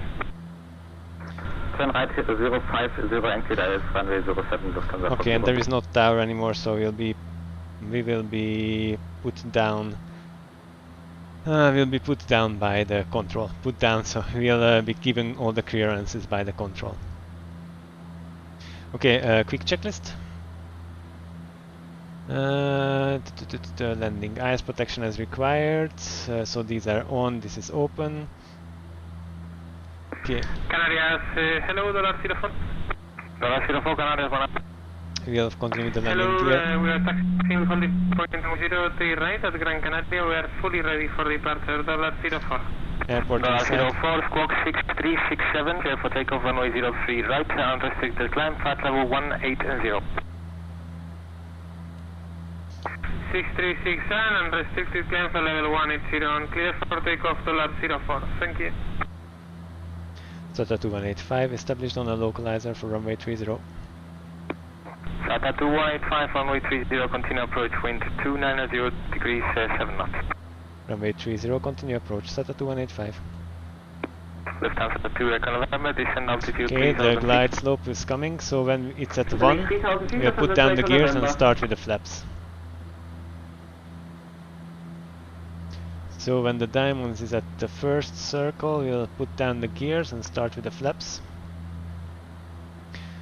Port speeds are set. Glide slope is armed. Lufthansa 4 Kilo Romeo, you're at 7 miles from touchdown, contact tower on frequency 119.0. Yes? That's decimal 0, thank you for service, goodbye. Gears down, 3 green. And flaps 1. Glide slope is captured. Lufthansa 2 Echo November, right heading 360, right heading north. Flaps. Right heading 360, Lufthansa 2 Echo November. Flaps 10. And then we go to flaps 15, unless we need to slow down. Okay. That's fine. Flap 15, what's the go around altitude? Is 6000, I know that by heart. Then we can set the go around altitude to 6000. And we still need to slow down massively. SATA 2185, runway 30, clear to land, wind 290 degrees, 7 knots. Runway 30 clear to land SATA 2185. So the wind is almost straight from our face, that's good.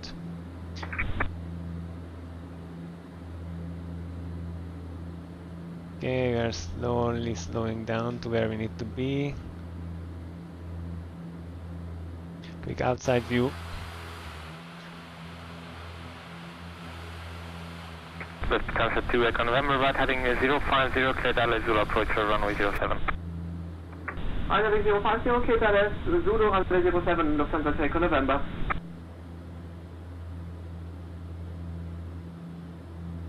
Okay, this is very nice and stable, I have to say, so far.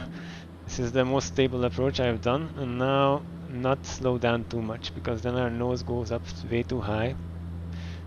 And then this airplane in any case is, well, this airplane, so it's normal, the flight model is very nice. I mean, of course I've never flown this airplane, but it feels very nice. It's very, let's say, wobbly on final, it's like a leaf that's falling. It's very difficult, so pilot Bas is saying 190 feet per minute on touchdown. I would be happy. I would be happy with that. Canary, Boeing 401 Papa, prueba de radio. Boeing 401 Papa, Canarias, fuerte y claro, como a mí. Vale, pues le copio de 5, Boeing 401 Papa. Okay, let's go manual. Boeing 401 Papa, responda 1202. Me confirma, ha tenido problemas con la radio, ¿verdad? Sí, respondemos 1202 y afirma, hemos estado un rato sin escuchar absolutamente nada, pero parece que ya lo hemos recuperado. Vueling 401 Papa. Vueling 401 Papa recibido, pues está identificado 170, vuelen directo Laris. Directo Laris, Vueling 401 Papa, gracias. 50, 40, 30, 20, 10. Okay. Lufthansa 2 Echo November, contact tower frequency 119.0, adios. Thanks for ATC, bye-bye. That was a bit hard. Reverse. Yeah, so the practice is not yet there with this plane.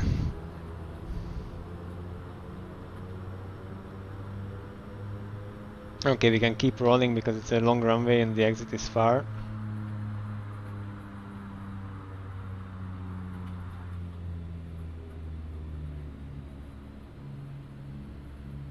Yeah, so that was very hard and the bump was huge. Yeah, it's difficult because the nose is... Descend. What do you mean descend? Descend. Ah, that's a TA array. I will turn it off. Increase descend. That's because there is a plane somewhere nearby, so that was from IVAO. And we can exit here to the right,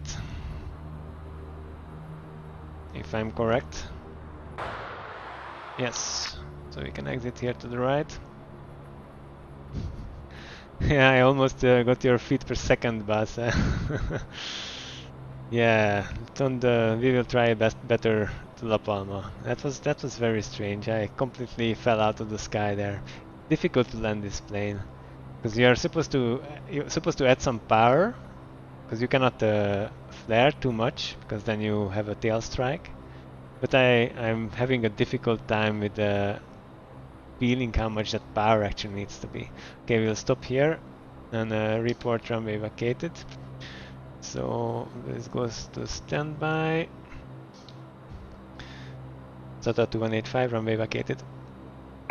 SATA 2185, Roger, you have frequency change approved, taxi to stand of your choice, bye. Frequency change approved and taxi to stand of choice. SATA 2185, thanks for the service, bye. Bye. Okay, we go to Unicom for some reason. For the ground maneuvers. Okay, so let's clean things up. The spoilers go back. And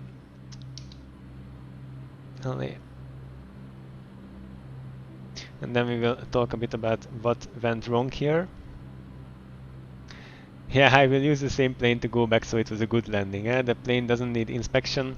Actually, it has very nice suspension system. but still I think the passengers have felt this. So landing lights go off, exterior lights go back to red, and the spoilers are already back and the flaps come up. And for the rest I'm going to need to peak. And after landing, control lock is on, so the control lock on, anti-collision lights red, flaps 0, weather runner standby, fuel pumps go off. Fly taxi is on taxi, ice protection off.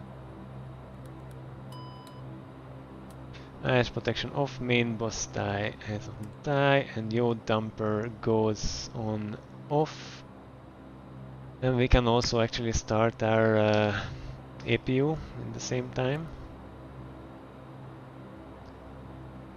Okay, APU is started, and we are going to just stop in front of the main terminal. And for the turnaround we'll set up everything much faster.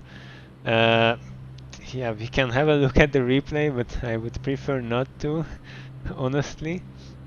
So we'll see about that. That was really not, that was a huge bump.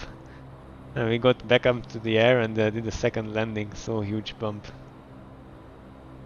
It's almost like my real flight a few days ago, and it was horrible, windy, and had a bit of bumps and the go around. Anyway, all the rest of the flight worked out perfectly fine, so only the landing was not so nice. So I think as a let's say an introduction to the Q400, the Q4XP from FlyJSim, it was already a good leg, because I managed to illustrate everything except for a nice landing. But good things come to people who wait, they say, or people who work for it, but I prefer the who wait. So we'll try to do a better landing when we fly back to La Palma. It's a more difficult approach because it's not an ILS. So of course it's not going to be so easy. Okay, taxi lights can go off, but we're not blinding anybody actually. Okay, let's slow a bit down, and the lights should start moving. Are they gonna start moving? Hello? Okay, they are starting. Okay, good. Let's go to a bit left,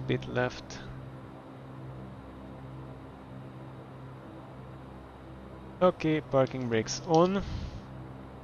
Parking brakes on, hydraulic pump PTO normal is already done, power and condition levers go feather. Okay, so they are in feather. Nose wheel steering goes off. Suddenly it's getting quiet here. The rudder is not yet simulated, so that's as it is. Expander takeoff is already standby. Bleeds are min and off. Min and off. We can have APU bleed air. APU is already running. Normally, okay, we have our ground power unit, so we can also have ground power. And then after 30 seconds, you can put the lever so you can kill the engines after 30 seconds. I think the 30 seconds are fine. Everything is okay here, so 30 seconds are fine. So let's kill the engines. Engine 1, engine 2. We can have a look at that from the outside. Very nice.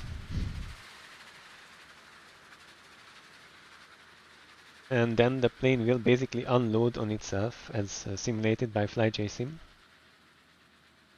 Okay, so the engines are slowly stopping. We can turn off the red lights, and that's normal. We will hear a few warnings with low oil pressure and stuff.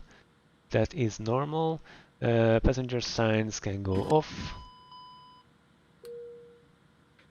And the lights are as required already. The nav lights, the position lights can also go off. The logo lights will leave, and the battery master is as required on, and the APU is on, and the external power is on. We are not going to leave the aircraft because we are going to do a turnaround, so this is the end of the checklist, and normally we can continue just with the normal checklist for the next flight, which is good because the full cold startup is a bit long. I still have a cat that's not very happy of me streaming and not paying attention to him. And Hank is a few stands further. Let's have a look. Where is Hank? Ah, yeah, there is Hank. VKB Canarias ATR72. How nice is that? At least I hope that's Hank. Yes, there is nobody else, so that must be Hank. Yeah, it's nice to see a Winter Canarias. So I've flown with these Winter Canarias ATRs quite a lot in my life when I was working on the Canary Islands. But too much talking. Let's see if our unloading is going. Start unloading. You can also do a fast unload. I will probably do that if necessary. But while we are talking, I'm already going to prepare a flight plan for the next flight because I've already prepared it. I just need to submit it. And I need to disconnect for 2 seconds probably from IVAO. So I will do that. I will first open my web browser and go to my flight plan in SimBrief. I've already downloaded it. And I think I said I would start at 1700. We might even make that. No, we are not going to make that, but that's 1715 Zulu I think we can make. So let's go to my flight plan. Let's do an edit flight. We are going to be a SATA 218, well, we are still going to be a 2185 even on the way back. From Tenerife North to La Palma with Tenerife Sur as alternate.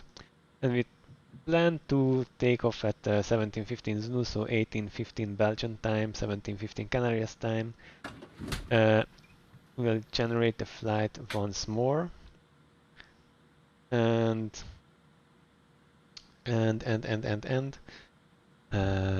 okay, and then we'll prefile, not yet prefile, we'll disconnect for 2 seconds from the network. So we'll go offline for 1 second. Okay, we are offline. I'm going to prefile my flight plan. So we are still going to be SATA 2185 because that's a flight plan I like to have.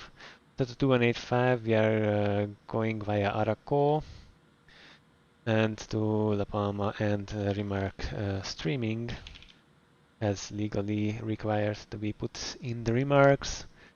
And that's it. Time is correct, plane is correct, everything is correct. Submit flight plan.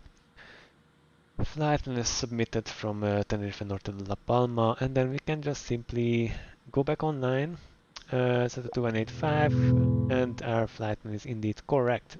Great. Now let's hope Hank is going to be reappear there, meaning that we have connected. Come on, Hank, show up. Or maybe Hank is not flying again? Or did I make something wrong? We are online.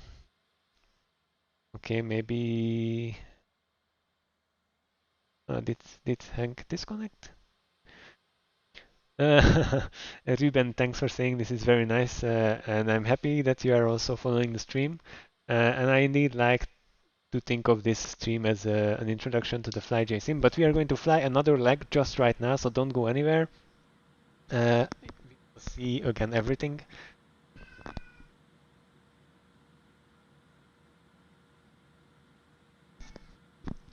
And we'll set up everything. So everything is unloading, and that like I said, all these processes are automatically handling the doors and all the settings of the plane. I'm a bit concerned why I don't see Hank. Okay, I think Hank was not is not flying for the next leg. Ah, yeah, no longer online. Okay, thanks. In any case, thank you, Hank, for being here for a while. But it was nice that you said goodbye. Thank you very much. But we will still fly back to La Palma, as I said. And now we will fasten things up because I know everybody has to eat at one point and there is other things to do. But so what we will do, like you can see that all the passengers have already unloaded and also only a few bags are left. But I want to fasten things up, so I'm just going to say fast unload, and that means everything is unloaded. So now we are just going to open up my new flight plan. So it's from Tenerife Norte to La Palma, not flight plan, but a briefing dispatch from a SimBrief. And then we will set up everything again, but now a bit faster probably. So we do select load, and what we are. Our zero fuel weight is 24511, but we'll first set the fuel 2007 kilograms. 2007 kilograms of fuel. The zero fuel weight was 24511. Almost the same. 24511. So zero fuel weight 24511. 2007 kilograms of fuel. 2007 fuel 24511, and then takeoff weight 26337. That's correct. And now we are a bit nose heavy, but that's fine. We are still within the limits. That's nothing wrong. So let's load summary within the limits, all the limits, weight limits, lateral limits, and then we can confirm load and start loading. And then let's not wait for the fuel before loading the passenger, so we can go faster. Good. So this will load here, and while it's loading, let's set up the plane. Where we are. Okay. I have the maps. I need to prepare some different maps, so I'm going to close these in order, otherwise I have them in the wrong order. So I want indeed Tenerife Norte first. There is an airport which we not La Palma, Tenerife Norte. Yeah, I need to hit an enter. Tenerife Norte, and then we have an airport chart. I just need, I think we are at stand 9, but we can check that later. And just need the taxi routes, which is quite straightforward here. I will have an ARACO departure. Departures. ARACO, I think 1 Juliet that goes north. ARACO 1 Juliet, indeed. That's going to be our departure. And then the next map we need is La Palma. Golf Charlie Lima Alpha. And for this we just need an approach, and that's the NDB. And then also an airport chart, airport parking info, takeoff, minimums, go. Alright, Bas, also for you, have a nice dinner. You can always catch up with the rest of the stream later. And okay, so maps are ready, that's good. Always like to have everything prepared, just this, okay. And then let's go further. So documentation is on board, batteries are on and checked. Let's check everything, batteries are on and checked, main boost tie is tie.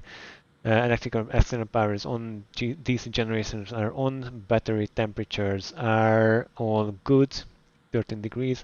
Bus voltage are checked, safety equipment is on board, landing gear lights, 3 green checked, engine intake doors green checked, circuit breakers are all in. The inhibit is norm, and we didn't change that. Fire and smoke detection, we have already tested that on first leg, but that's a quick check to make sure this still works. The APU we don't check because it's running. Okay, and there is one more which is just behind there. It's a bit difficult to get. Okay, that's also good. Bleeder 1 and 2 is off, that's good. APU bleed as required, APU bleed is on. Recirculation fan is on. Pressurization will land at La Palma, which is basically almost exactly at sea level, just a bit above, so landing altitude is set. Pressurization is auto and closed. AC packs are on manual, that's good. Emergency lights are armed. Fuel transfer quantity, fuel quantity is being loaded.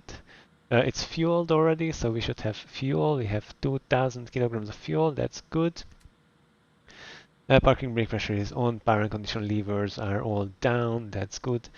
Nose wheel steering is off, and then set our FMS. Okay. Let's go to flight plan. And then we are going from Golf, Charlie, X-Ray, Oscar, right? GCXO. Yes. And there, Tenerife Norte, accept. That's where we are. And then we can also do that. First you give in the destination. Sorry, I cannot talk. So as I said, you can either go to the list or you can just type. So let's do the typing now. We already did the list. So La Palma is Golf Charlie Lima Alpha, enter, and it asks, is it La Palma? Yes, and then we accept La Palma. There is no more waypoint, so that's it. There is only an arrival and an approach, departure and an approach, so it's a very easy flight. And the passengers are already boarding, and then the bags are bags are already loaded, so passengers are boarding. Okay, but at this point we actually need to ask for clearance, so we'll contact back Canarias control. And then we can fill our FMS, because that's the only thing that needs to be done. So let's contact Canarias control again. That was 118. No, Canarias control was 126.5, so we can do that here. So we are at VHF 1 and 126.5. But maybe before I do that, I will already set up the frequencies for the La Palma approach. So we have already prepared everything. I'm just gonna leave that here on standby. But so for the approach in La Palma, we need two frequencies, a DME and an NDB frequency. And those frequencies are the following. So the DME is 112.4. So we'll put that to here, to our VR1. Sorry, the NEV1, it's 112.4. So 112.4. We can already put that active. That's good. And then we need an NDB of 389. I already flew that, so the NDB is already there. So I want to use VR1 and the ADF2. And then that we can set not here, but here. So I want a VR1 and an ADF2 on the display. So those are going to be displayed. Here, I'm going to put the nav source back to GPS, but you will see that there is going to be a VOR1 arrow. In this case, since it's a DME, we'll just get the DME distance, and then the ADF will point towards the NDB. So we need these two to be able to fly where we want to fly. And also we can set this course of 350 actually for the DME. It's a bit stupid, so it would be a VOR radial, but it's not. There is no VOR, so there is no radial. But that's the direction we want the NDB to be when we fly towards it. So I like to set that as a reminder. And you can do that by holding this down and set the course just as if it was a VOR, even though it is not. So it's a 350. We set 350. That's good. We hold the format, and then we have our plan back. That's good. So all the frequencies are prepared. That's very nice. One extra thing we can do, no, there is no other thing we need to do because the mixed approach is also taking the NDB. Yes. So that's also good. And now we really need just to ask for clearance. I make this look simple. No, it's not too complicated, but I think if you do a few flights, so I've done already five-ish flights before this and read through some documentation, then it goes a bit easier. But I'm trying to help. If there are any questions, of course, feel free to ask. Where were we? So we have already prepared the frequencies. We are going back to our checklist, and we are at setting of the FMS. And to be able to set our route, we need to ask clearance. So we are going to ask clearance.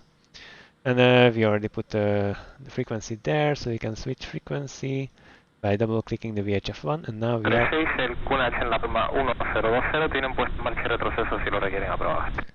And now we are on Canarias control.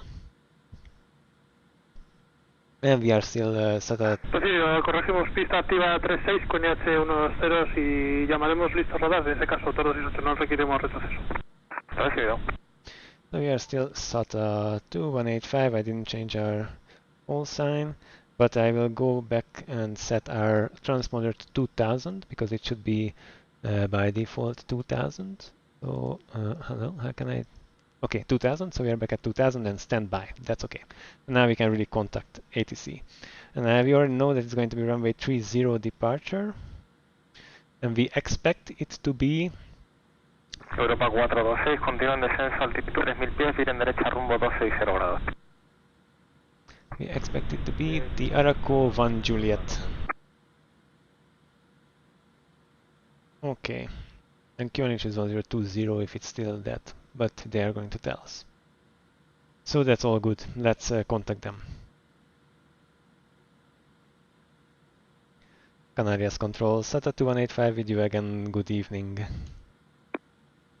SATA 2185, Canarias, muy buenas tardes. Go ahead. SATA 2185, your dash 8 at stand 9 in Los Rodeos, Tenerife Norte. We would like to request IFR clearance to La Palma. SATA 2185, stand by. Call you back in 1 minute. Standing by, SATA 2185. Boeing 401 Papa, continúa en descenso, altitud 3000.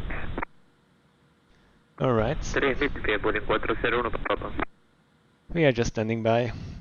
SATA 2185, deflated destination La Palma. South ARACO 1 Juliet departure runway 30 squawk 4102. Clear to La Palma, runway 30, the ARACO 1 Juliet departure, QNH 4, squawk 4102, SATA 2185. SATA 2185, ATC correct, push and start approved, QNH 1022. Push and start approved, and QNH is 1022, SATA 2185. Okay, so QNH is 1022 already. Push and start is approved, you'll note that down. $04, right heading 280, for initial. And then Heading 280, $04. I'm going to turn the volume a bit lower because I'm being completely deafened here. So then we go to the menu, do departure, runway 30, so that's 2, then we type 2, enter 30, and then we do the ARACO 1 Juliet, that's number 1, enter, there is no transition, and then it's in there, and no link. And that's normal. Afirma, Boeing 401 Then we go menu. 401 Papa recibido en ese caso, continúa en descenso, altitud 2300 pies con H1019. There is no star because we arrived Descenso, there. altitud 2300 pies en contacto con el terreno con H1019, Boeing 401 Papa, gracias. And we do the NDB, and then I need to delete this no links, lots of no links. Let's do $04, right heading 0, correction, right heading north, it's 45 for initial, report field inside. no. Heading 360, fill inside, $04. $04, roger, report in the break. ARACO. Roger, $04. And the flight on unlinked, I think we need to do a direct to the first. This is like when you have a turn around, that's I have not done yet. But if I do this, I think sorry. Yeah. Now it's good. Okay, and if I long press the just click the format and Boeing 401 Papa, están autorizados aproximación ILS Zulu, pista 03. okay, route is good. Autorizada aproximación ILS Zulu, pista 03, Boeing 401 Papa. And then, so the flight plan is set, the fuel is still, this is not correct because it's still from the earlier, so that we still have to change. Okay, so we have fuel on board, our zero gross weight is 24511. 24511, enter, fuel on board is 2007 kilograms, and then we have an alternative 466, a hold of 466, you have to press enter, a hold Sí, of Canary, Boeing 401 Papa, tenemos el campo a la vista, ¿sería posible terminar en visual? Boeing 401 Papa, esa firma está autorizada aproximación visual, pista 03, Lanzarote, viento ahora norte 132. Autorizada aproximación visual, pista 03, Boeing 401 Papa, gracias. Plan, next, estimated time of departure, I think in 15 minutes I'm gonna be able to do that, 1720,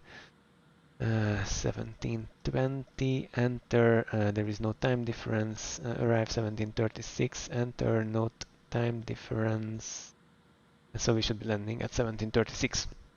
Okay, good, flight plan is taken care of, there is no initial climb, but the initial clearance altitude is 7,000 feet here, normally. We need an MDA, is going to be there at 2100 and 3700. 3,600, sorry. So it's 1,500 above, 3,600. That's going to be our acceleration altitude. Okay, that's set, that's set. We sync our heading bug to runway heading. Why is it? Oh shit. Okay, so that's the direction where the runway is, and then we'll go north, right? I didn't mess up anything. Heading is 295. Okay, that's gonna be 295. Okay, I did everything. Europa 46, viren derecha rumbo 030. That's done. Flight plan is set. Breaking $04. $04, Roger, report to base. Okay, trims are set for takeoff, setting for takeoff. These are 0, that's good. Vueling 40 Papa, pista 03, para aterrizar viento norte, Trim is 139. set.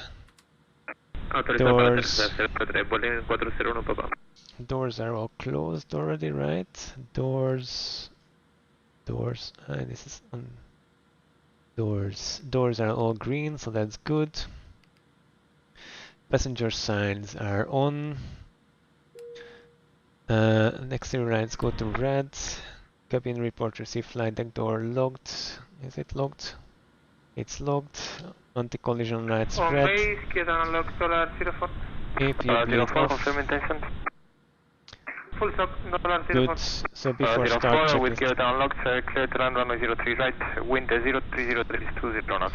Before start checklist Clear to land complete. $04. And then we can start. Select 2. Close this. Europa 46, continúen mirando por su derecha rumbo 050 grados, estamos autorizados aproximación y el S sur directo a pista 07.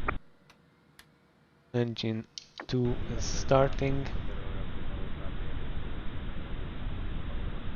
Okay, engine 2 is starting.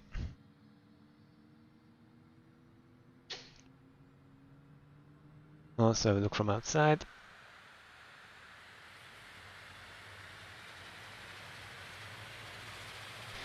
Okay, engine 2 is running. This has already jumped back to select. That's a good sign. And then when the light goes off, then we can also go to the other side. Okay, a 1. Sometimes the click doesn't select. It's rising. Then we start. That's still on. That's good. And it's in taxi, that's also good. Our other engine is also starting.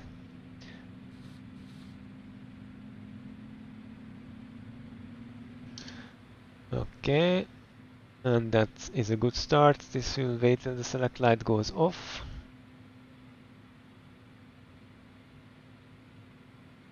Okay, light is off. Then the main boost, external power we don't need anymore. Disconnect. Listo, radar, Tordo 68. Tordo 68, tiene rodaje.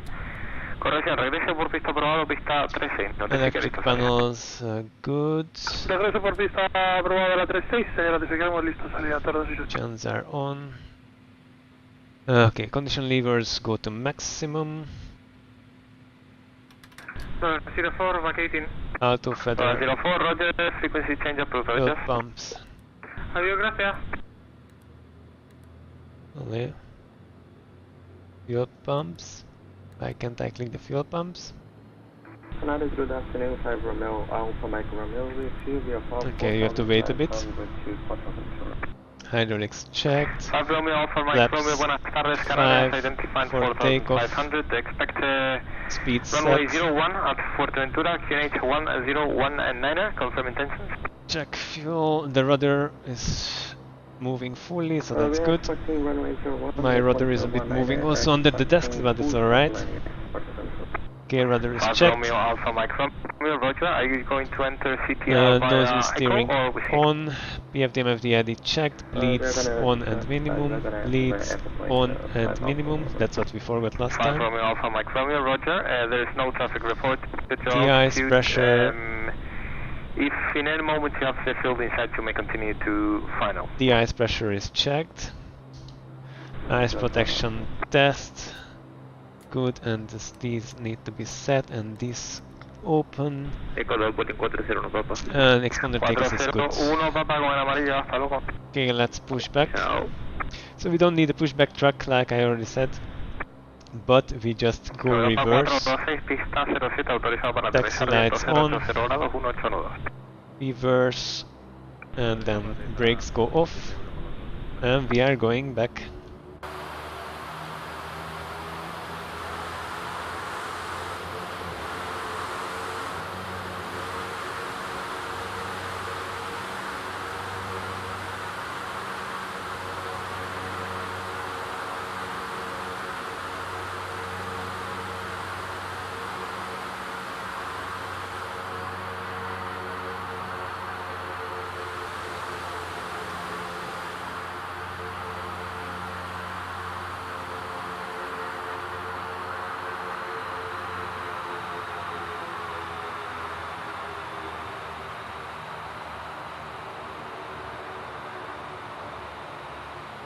Canarias Control, volotea 2410, estamos listos para rodar.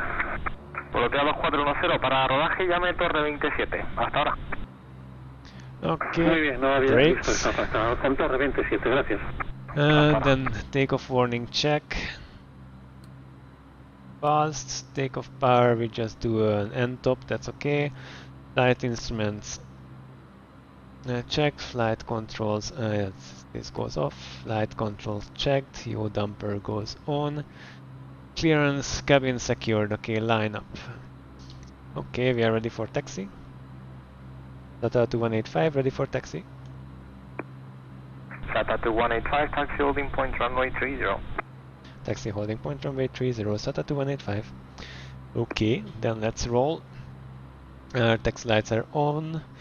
And Listo, salida, Tor 268. position lights are also on. pista 36, viento 020 grados 7 nudos, autorizado a despegar.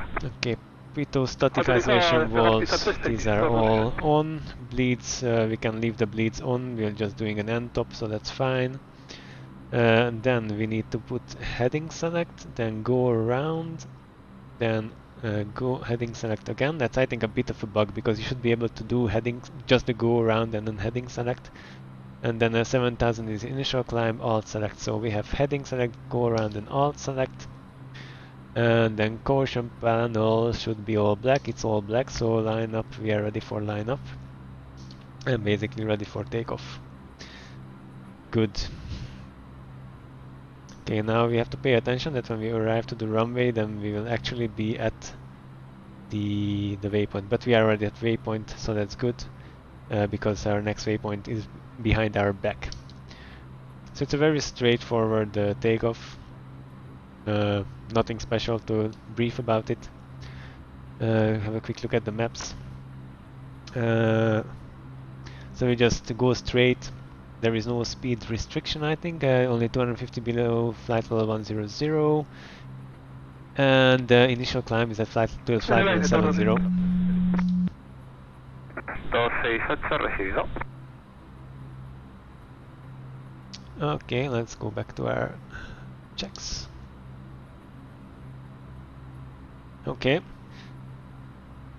And if there are any questions about the Q4XP from FlyJSim or anything about the Canaries, I can always answer. Or if there are any questions about the PPL training. 268 están identificados 2500 pies, suban nivel de vuelo 190. Ascendemos para 190, Tor 268.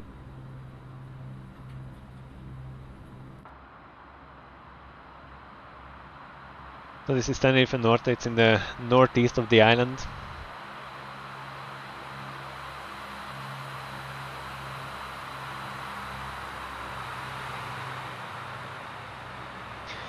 And so this is La Laguna, the village to the left. And further down, so we are quite an... Europa 426, pueden radarización. Cambio de frecuencia probada, hasta luego. Here at 2000 feet, and down below at the sea is the capital of the island. Ciao. 5 Romeo, Alpha Mike Romeo, you, when ready, descend to 1000 feet or below to join the CTR. 5 185, Mike runway, no traffic reported.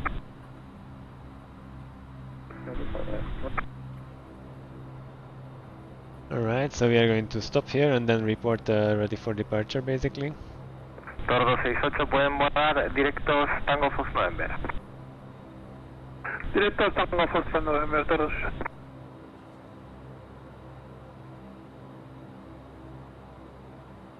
SATA 2185 at the holding point, runway 30 fully ready for departure. SATA 2185, runway 30 cleared for takeoff, wind 290 degrees 6 knots. Runway 30 cleared for takeoff, SATA 2185. Alright, let's roll. Landing lights go on. These lights go to white, so the strobe lights go to white, all lights are on.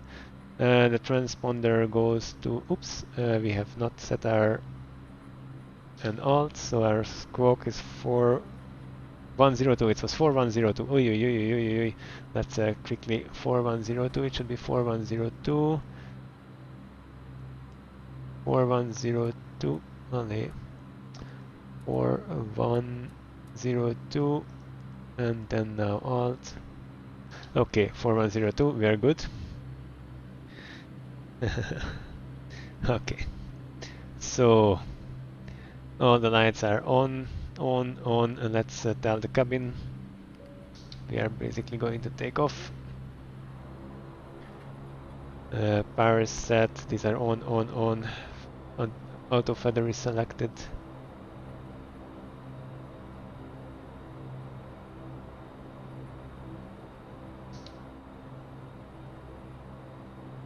And we are already cleared. Runway heading is 295. Okay, then let's clear the chrono, clear the timer, and then start the chrono. I have power. I have control takeoff. We set takeoff power. And we remove the yoke. Takeoff power is set. Off the brakes. Let's hold that center line. Airspeed is live. 80 knots.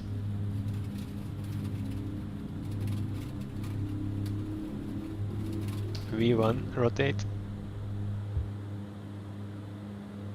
Positive rate, gear up. Too low, terrain. Too low, terrain. Yeah, I don't know why I get these warnings. Too low, terrain. Too low, terrain. Okay, 400 above, so autopilot can go on. We can go to nav mode. And that's good. United Patrol, good evening, cargo loop 2013, flight level 3408, miles inbound over.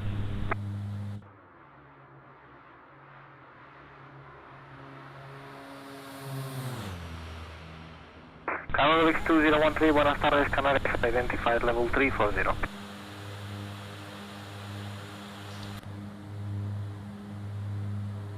Okay then, Okay, we can also enter throttle reduction altitude, so we go back to POPs. 2013, identified. Maximum climb, speed select 210. And flaps up. Checklist, landing gear up, flaps 0, bleeds on and normal. Cabin altitude is changing, good. Climb power is set. And then that's all done. So after takeoff checklist is complete. Cargo loop 3013, flight direct Conback.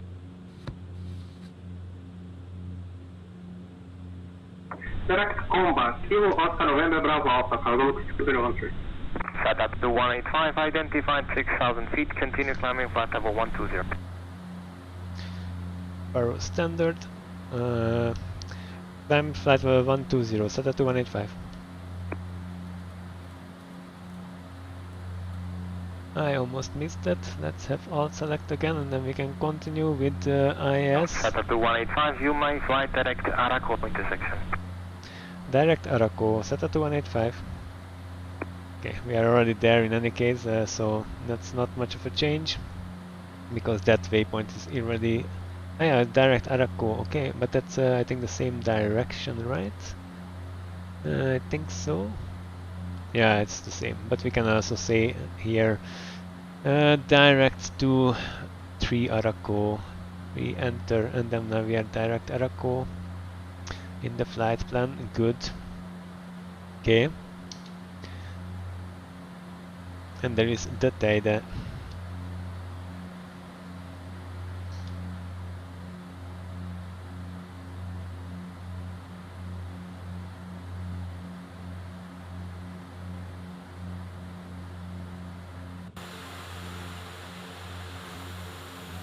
So that was the airport behind us, and that's down at the seaside, the capital. And it's a very nice mountain range here for hiking. And of course, Tenerife is also very nice for hiking.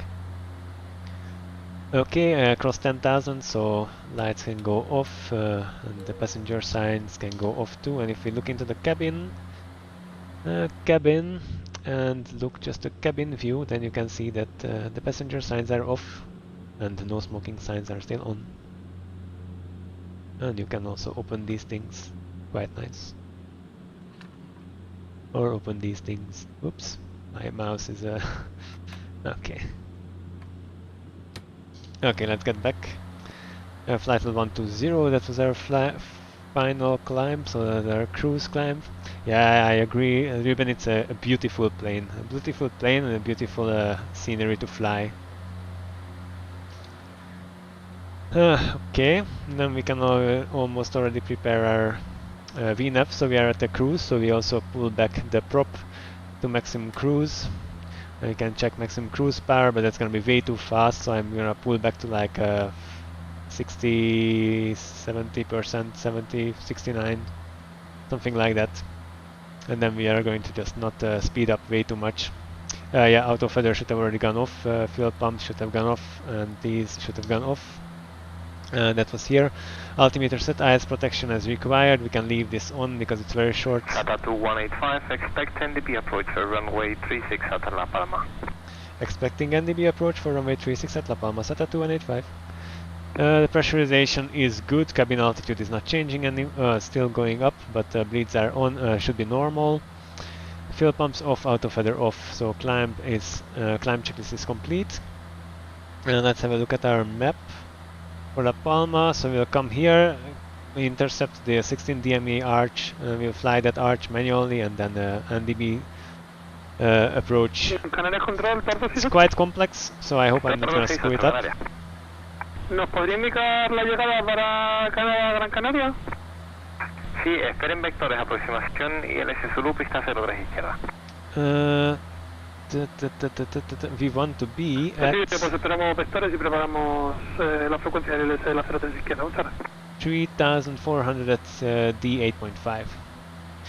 D8.5, 3400, so that's the next page.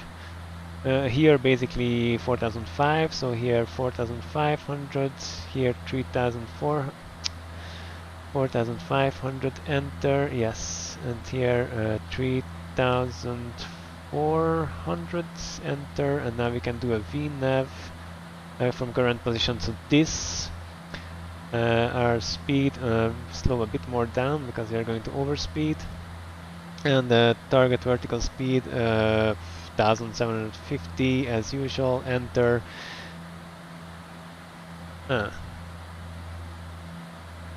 Weird. Something is again not okay, because you see here there is only an 892 required, and still it says top of descent alert, and I had that already the previous times. I don't know why. Let's try this again. So if I say vertical to this, I say 1, enter, and still say, now I say this, 1850, enter, and it still doesn't recalculate, so something. Okay, I cancel VNAV, VNAV 2, number 1, enter, from the current position, -1850, enter, and it doesn't, so it's something is not okay with the VNAV. I don't know why. because yeah, we are 41 nautical miles from that point to be at 4,500. I set what descent rate I want, and it's not calculating what we would want to. And I had the same issue in the test flight. Then I did something which fixed it. But this must be a bug. I know that there are some bugs with the VNAV. 185, when ready, descend altitude 4,500 feet, QNH 1020. When ready, descend to 4,500, QNH 1020, set at 185. Well, we can always wait a bit and then descend.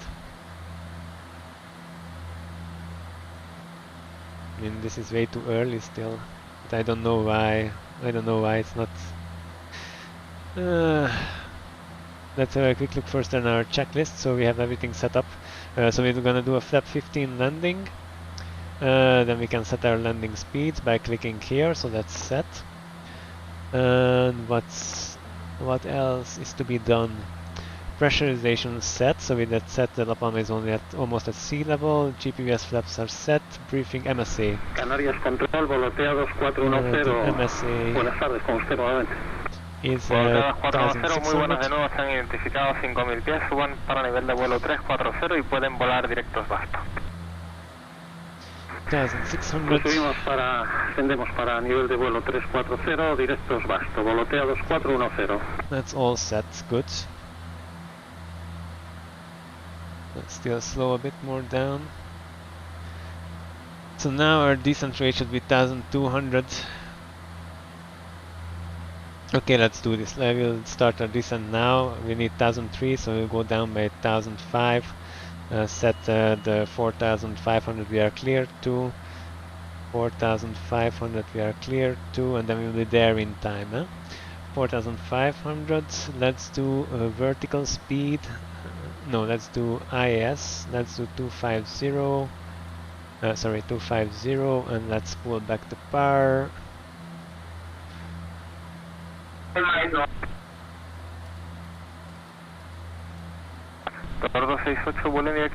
Actually, we can do less because we'll have to slow down. Directo al Gol Delta Victor, Tordo 6. Let's do 220. Delta 185, you cleared NDB approach, runway 36 at La Palma, report established on final approach course.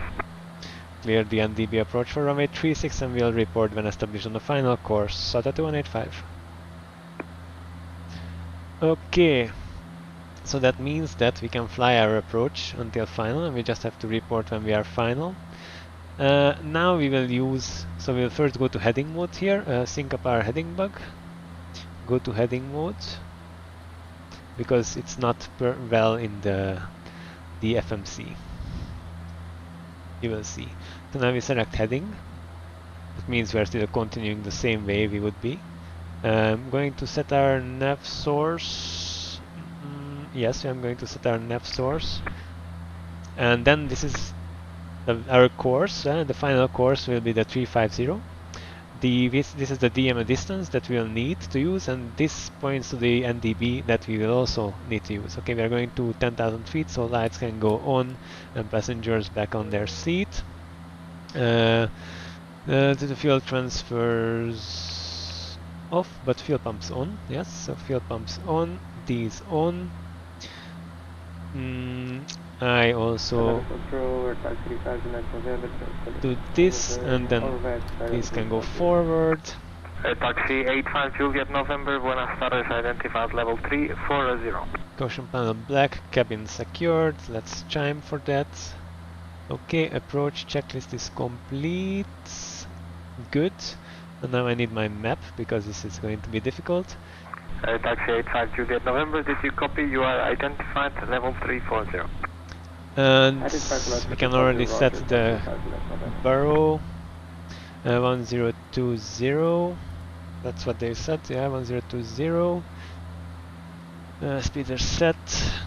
And then we are cleared. So when we are at ARACO, we need to make a turn to 307. And then we'll try to turn onto the DME arch with a 90-degree turn to the left. We are already quite slow, so that's good. We'll try to slow down still to 200. And that's easier to make the turn when we are slower because the turn gets narrower, of course. So we pull the nose up now a bit to slow down. And you can here still see that we would need only 600 feet per minute descent to get to 4,500. So maybe let's try to add some power to not descend so steep. Because now we are going way too steep. Well, not a big problem to be down early, but of course it uses more fuel if you are down too early, so there is no point. But let's say this is a good descent rate. Okay, we are coming onto ARACO in 1 nautical mile, so we can make our turn to 307. Basically now, okay, 307. And now we'll try to nicely fly the arc. So we are at 307, we go now inbound, and then when we are at like 18-ish from the DME, then we make a left turn 90 degrees. So 217. And a bit less, of course, so we can do 220 because by the time we make the turn we need to be more right. So we are at 18, let's make the turn to 90 degrees. Let's do 220. We are making a turn, still descending to 4005. And then we can also descend later after this point to 3004. So 3004 is going to be the next one.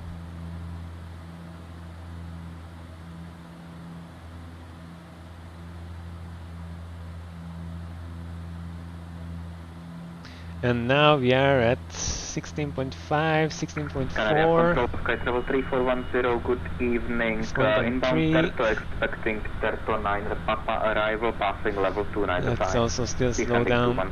Let's do 1. Sky Travel 3410, buenas tardes, Canary identified 296, so 16.1. Continue descending flight level 100. And now the way to fly the end. Yeah, follow Terto 9 Papa, standard arrival 103. The way to fly the arch is always make sure. Papa arrival, descent level 100. It's always thank you. Always make sure that the ADF is pointing to your right, exactly. So you will have to let that move a bit, and then as it comes more, then you have to follow with the heading to the right. So that's why you make a turn always arching to the right. So when it's exactly at the right, you can do another 5 to 10 degrees. And then you monitor your distance. 3410, Canary.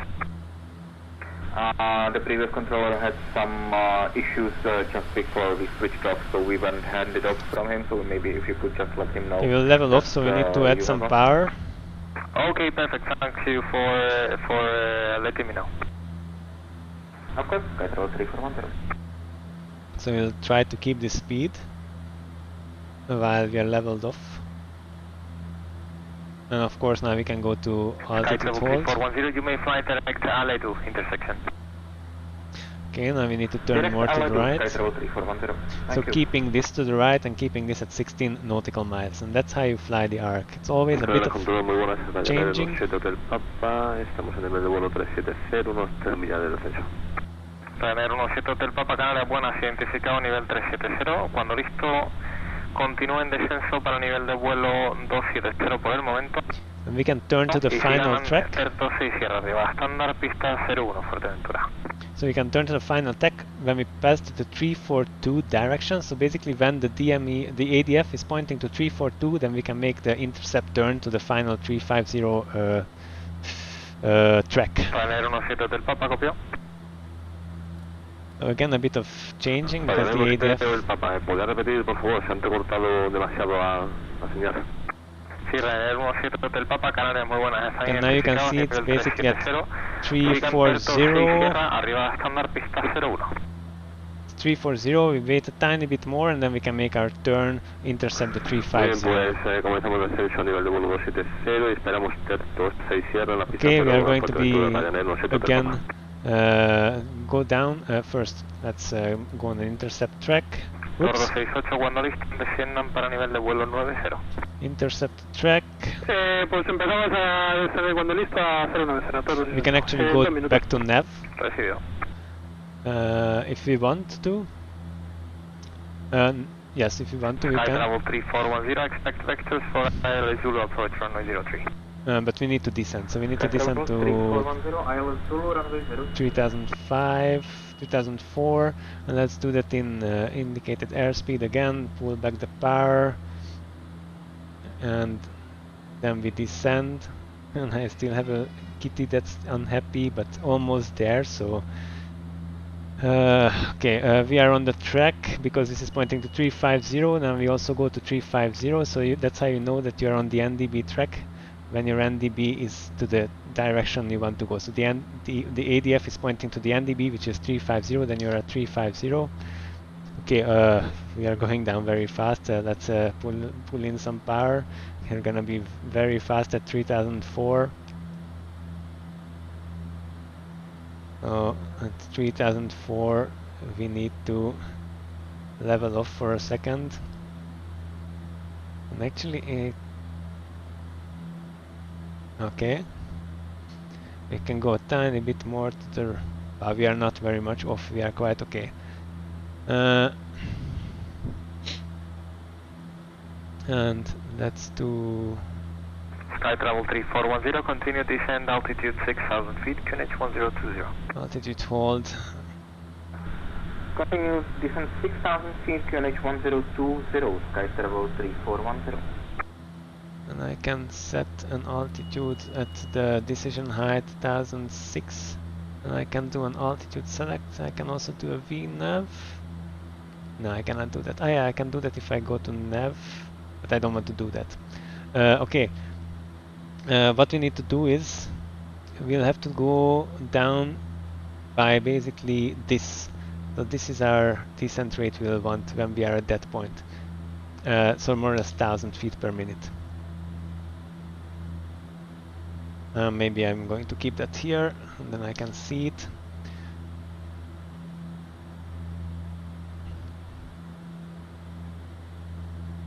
And when we start going down at the DME 8.5, we are at 9.6, so we have to be ready to start going down.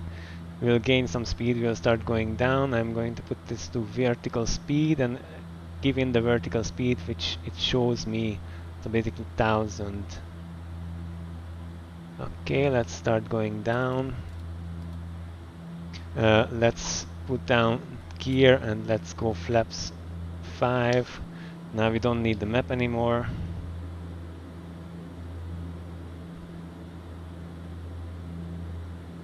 Okay, and we can slow down more, flaps 2, and let's call control. SATA 2185, you are now 8 miles from touchdown. Runway 36, you're clear to land, wind 020 degrees 6 knots. Runway 36, clear to land and copy the wind, SATA 2185. Bordea 2410, llame en Casablanca 126, corrección 125,5, tiene problemas de conexión, pero es probable que tenga fallo. The runway is there, the visibility is not great. We need to go down a bit steeper. We need 1200 almost to meet that. Of course, if we slow down, then the steepness is going to be less, so let's drop some more speed. Flaps can go to 15, gears are down. Tor 268, tras gol Delta Victor, virten por su derecha rumbo 165, vector inicial, aproximación y el Checklists before landing, ice protection is required. Viramos derecha 165 para el vector inicial de la ILS Flu de la 03 derecha. 03 izquierda. Let's check at 4.5. Let's do first checklist. Landing gear is down. Condition levels at max. Canary 170 Papa, continúen descenso para nivel de vuelo 170. Para 170, Ryanair 170 Papa. And we are almost at. Canary Control, muy buenas tardes. Iberia 350 pesado en Gran Canaria. ¿Prueba radio? Iberia 350 pesado, muy buenas Canarias, fuerte y claro. AP disengaged. Muchas gracias. Iberia 350 gain a bit more pesado, listo con speed. autorización Okay, para let's el do aeropuerto it. de destino. Iberia 350, pues están autorizados a destino según plan de vuelo, DEGI 2 Alfa, pista 03 izquierda, responda 5311. The runway inside, we are a tiny bit high. 2 Alfa, salida 03 izquierda, responda 5311, Iberia 350 pesado. Iberia 350, ATC correcto, tiene puesta marcha aprobada con H1019. Okay. Puerto Machete proceso aprobado con QNH 1019, Iberia 350, muchas gracias. Tiny bit high. Now we are. 17 Hotel Papa, vuelo en directo SOTAR. Now we are on profile. Let's try to keep this line up with the runway. Oh my, this is going to be difficult. Volamos directo SOTAR en Tallanero, Hotel Papa. Again a bit high. Wind is a bit from the right. Buenas tardes. Por Fly 997, entrenamiento por Black, en dirección de Homer Intersection. El Portugal 997, Canarias muy buenas, identificado nivel de vuelo 390. Confirme, procede en español o inglés. Español me gusta mucho. Ah, perfecto, pues Portugal 997 está identificado por nivel de vuelo 390. Hasta 390.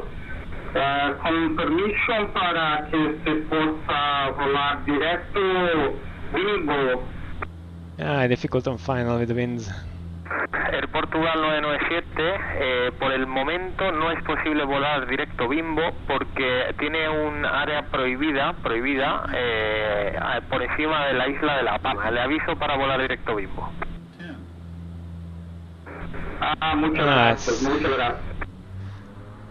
Okay, that was good. Tordo 68, Full reverse. altitud 6000 pies con H1019. And on the brakes too. Then we can exit here immediately. Continuamos descenso 6000 pies con H1019, Tordo. Okay, that was much nicer. Buenas tardes, Canarias, control Eco Charlie Papa Lima Lima, Tenerife Norte para prueba de radio. Eco Charlie Papa Lima Lima, Canarias, fuerte, claro. Pues con plan de vuelo enviado destino a Madrid para copiar Eco Charlie Papa Lima Lima. Okay, I will clean up here and then I will answer the question. I see there is a no. Eco Charlie Papa Lima Lima, pues están autorizados en Madrid, Basto 4 Juliet, pista 30, respondan 6502. Okay, landing lights off. This goes to red. Pues autorizados a Madrid, salida Basto 4 this Juliet, goes pista to 30 y respondemos en 6502. standby. Charlie Papa Lima Lima. Goes up. Pues Charlie Papa Lima Lima tiene ATC correcto, tienen puesta en Flaps marcha aprobada. El QNH en Tenerife Norte Weather and 1022. fuel pumps goes off. Pues 1022 y puesta en marcha Live aprobada, taxi. llamaremos listo rodar. Gracias, Eco Charlie Papa Lima Lima. Nice. Protection goes off. This can still stay. Main bus tie. SATA 2185 runway vacated. SATA 2185, you may taxi to stand of choice values. Taxi to stand is choice and frequency change approved. SATA 2185, thank you for the service and have a nice evening. Bye bye. Same for you, bye bye. Alright. Sky Travel 3410, turn right heading 220, initial vector ILS Zulu approach, altitude 3000 feet. Okay. And I'm just gonna taxi to the stand and then we can have a look at this replay because this was finally something worth replaying. And this cart is going to come into us. Okay, let's look away. The cart didn't collide into us. Let's say. Alright, so I use Navigraph indeed to answer the question of Ruben. We'll just stop at stand 6, I like that stand. And then we'll look at the replay at the end here because this was worth replaying, I think. It was a perfectly fine landing with this kind of plane in La Palma. Oh, again a fuel truck. Okay, look away guys. Okay, it stopped. Weird. Just look here till it goes through us. Pilot Bass is also here for the landing. Very nice. In 5 minutes we will have a replay. You just have to turn left to the stand. And yeah, we are still going through the fuel truck, but that happens in X-Plane world, unfortunately. It's better than it's happening in real world, of course. We are a bit turning too early. Just stopped for the fuel truck. So we are going for stand 6.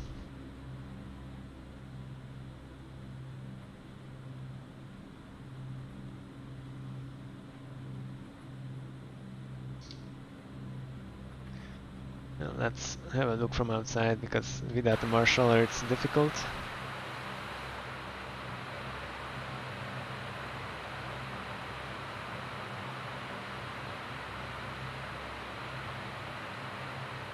Okay, so welcome to La Palma. This is a good space to stop, brakes on, and then a quick flow shutdown. Parking brake is on, hydraulic pump and PTU goes back to normal, power condition levels go to feather,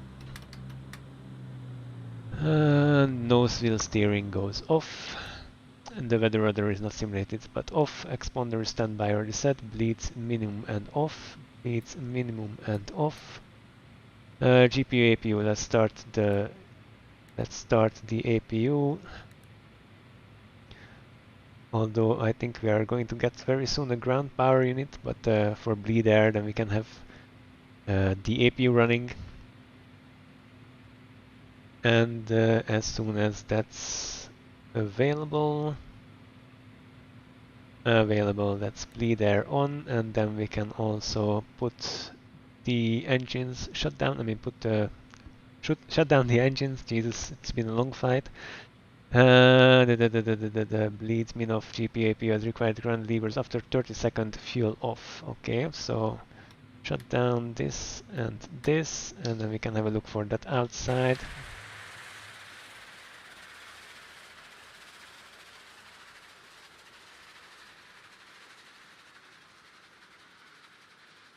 Very nice. So this is off, and let's finish the flow before we disconnect and replay. Passenger signs can go off. Taxi lights off, passenger signs off. And this is normal to have a few warnings for low oil pressure and things like that. Lights as required, so these are all off.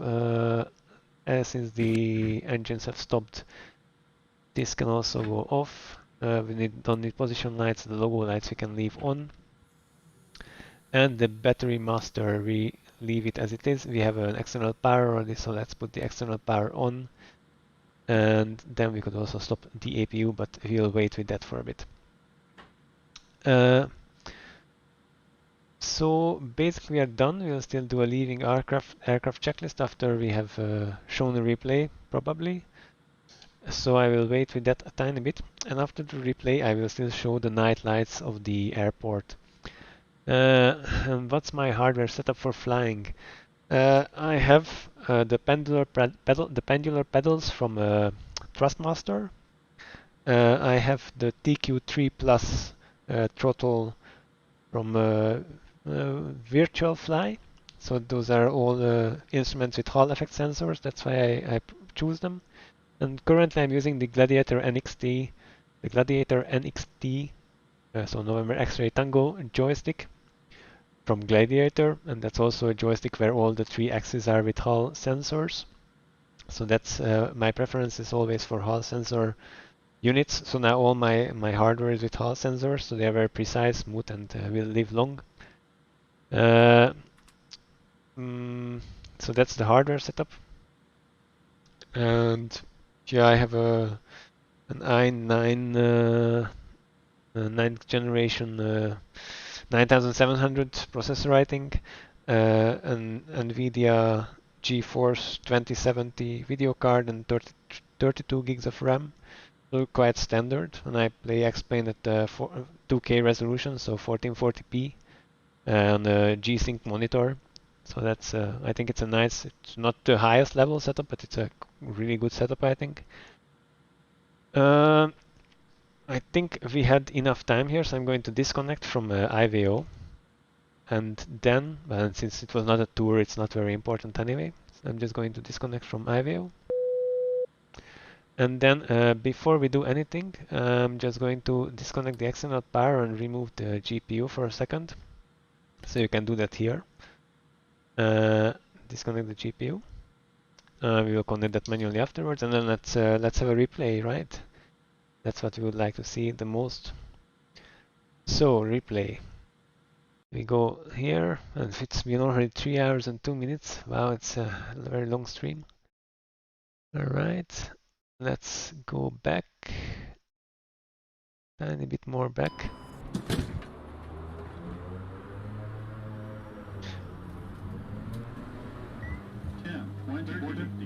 400. Okay, I think this is a good place to start. Let's put back the yoke also.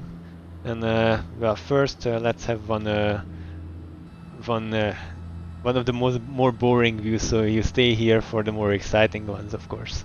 So this is a view where we can see how the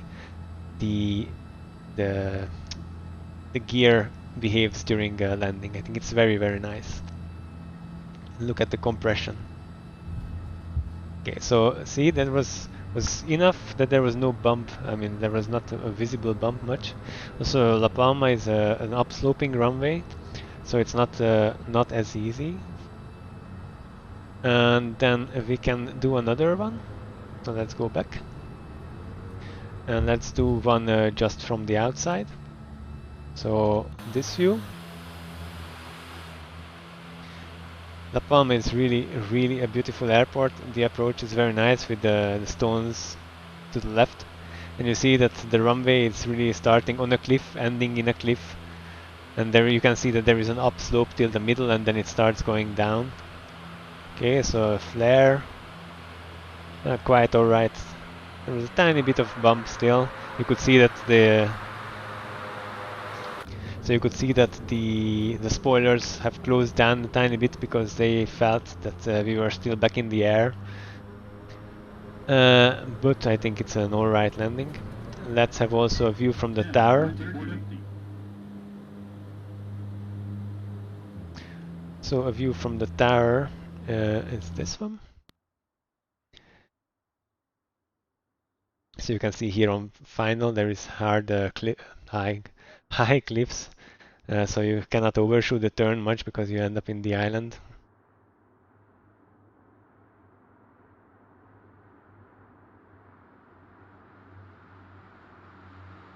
Tiny bit of bump, but I think that's allowed. That's quite alright. And then we can do one more if we want from the side of the runway, because I also made a viewpoint there. So that's also a possibility. Ah yeah, from the runway axis, of course, the classical one first, from the runway axis. So this one. You can see that there is a bit of wind from now left side, so from the pilot's point of view, the right side, that's why there is a bit of crabbing.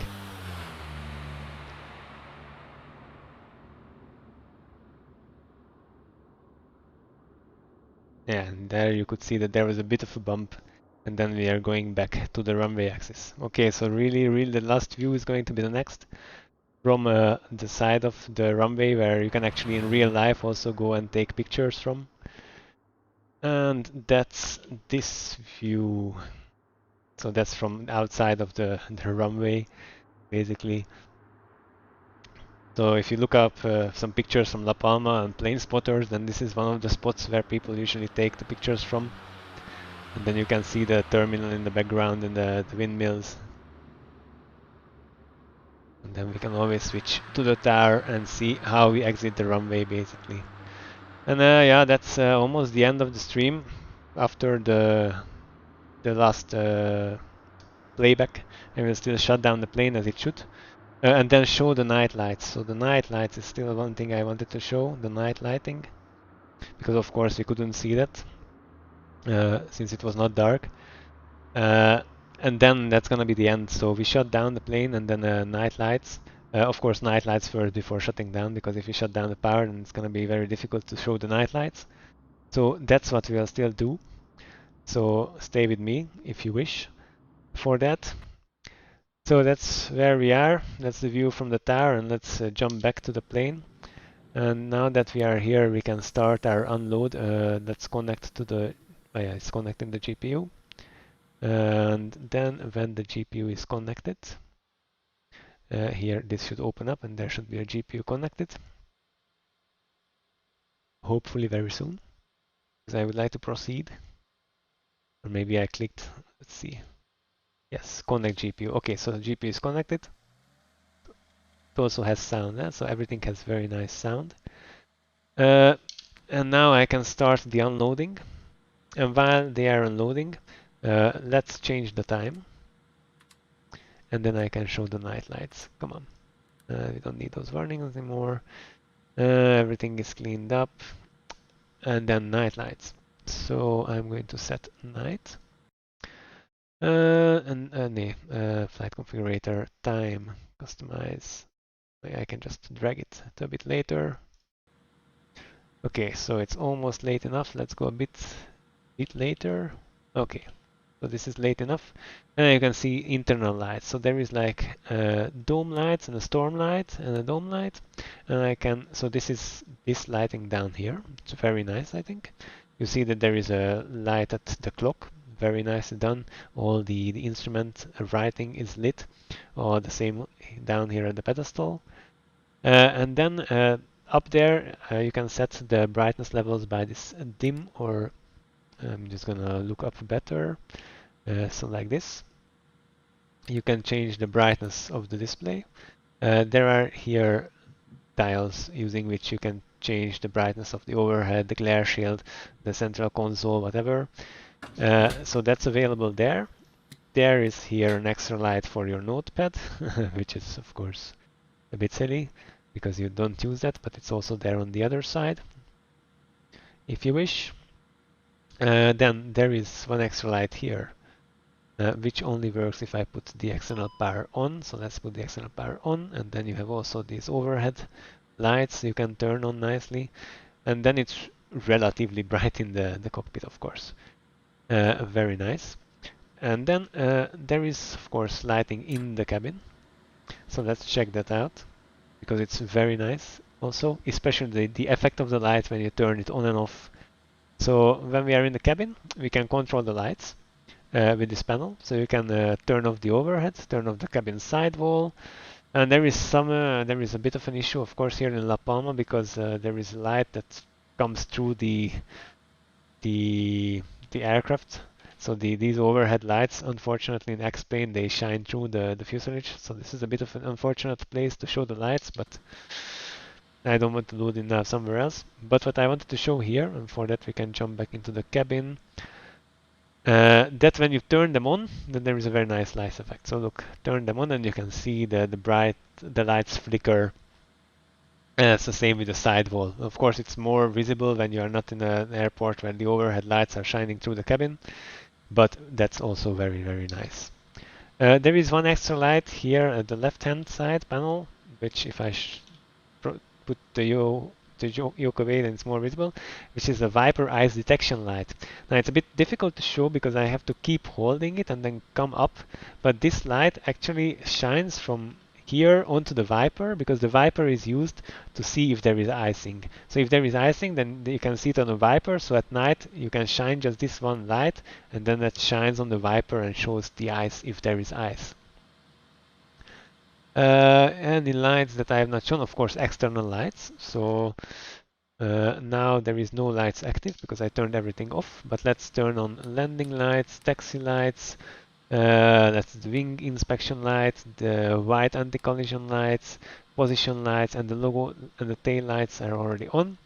And then we can check out all these lights from outside. So you see have the nav lights, the red, the white, and the green nav lights. Then up here is a logo light which shines from this position. So there are two lights here which light the logo, so they are the logo light sources. Then there is the landing and taxi lights here, and here in the front, sorry. And there is wing inspection lights, which I have not really used yet, of course, because they are also for icing, and I have not flown in icing conditions. So they are also somewhere.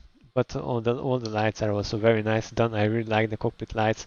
The only thing I'm curious about, and I haven't figured it out, if there is a way to change the brightness level of these storm lights. So these storm lights are on the underside of the glare shield. So if I move a bit forward here and down, you can see these are the storm lights.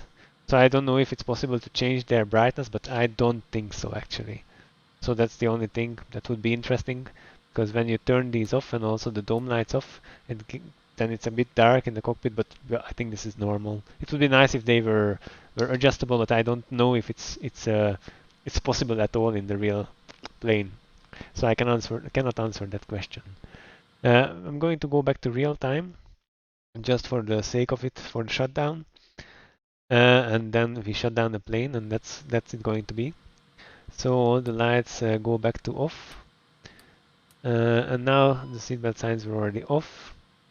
Okay, and now we just follow the, this can also go back to closed, now that we are parked.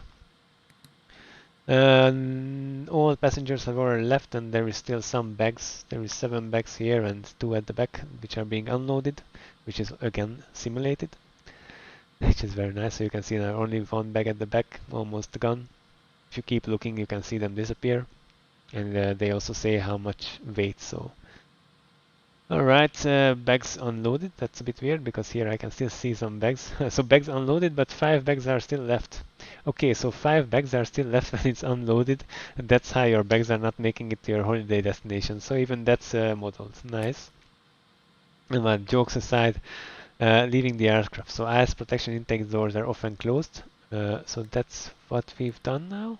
Why are they open? Okay, I probably already done that. Anyway, recirculation fan can also go off. The ignitions are off. The APU can go off, so APU power off. Emergency lights can go off, so that's up. Anti-skid lights off. No, that's anti-skid, that's not lights, that's this one. Batteries and battery master. The dome lights are already done. Battery master. Batteries, battery master, and then external power also off. And that's it. That was leaving the aircraft checklist complete. And so that's what it is. And we are completely done with our flight. If you want, you can always close those. So the main cabin door,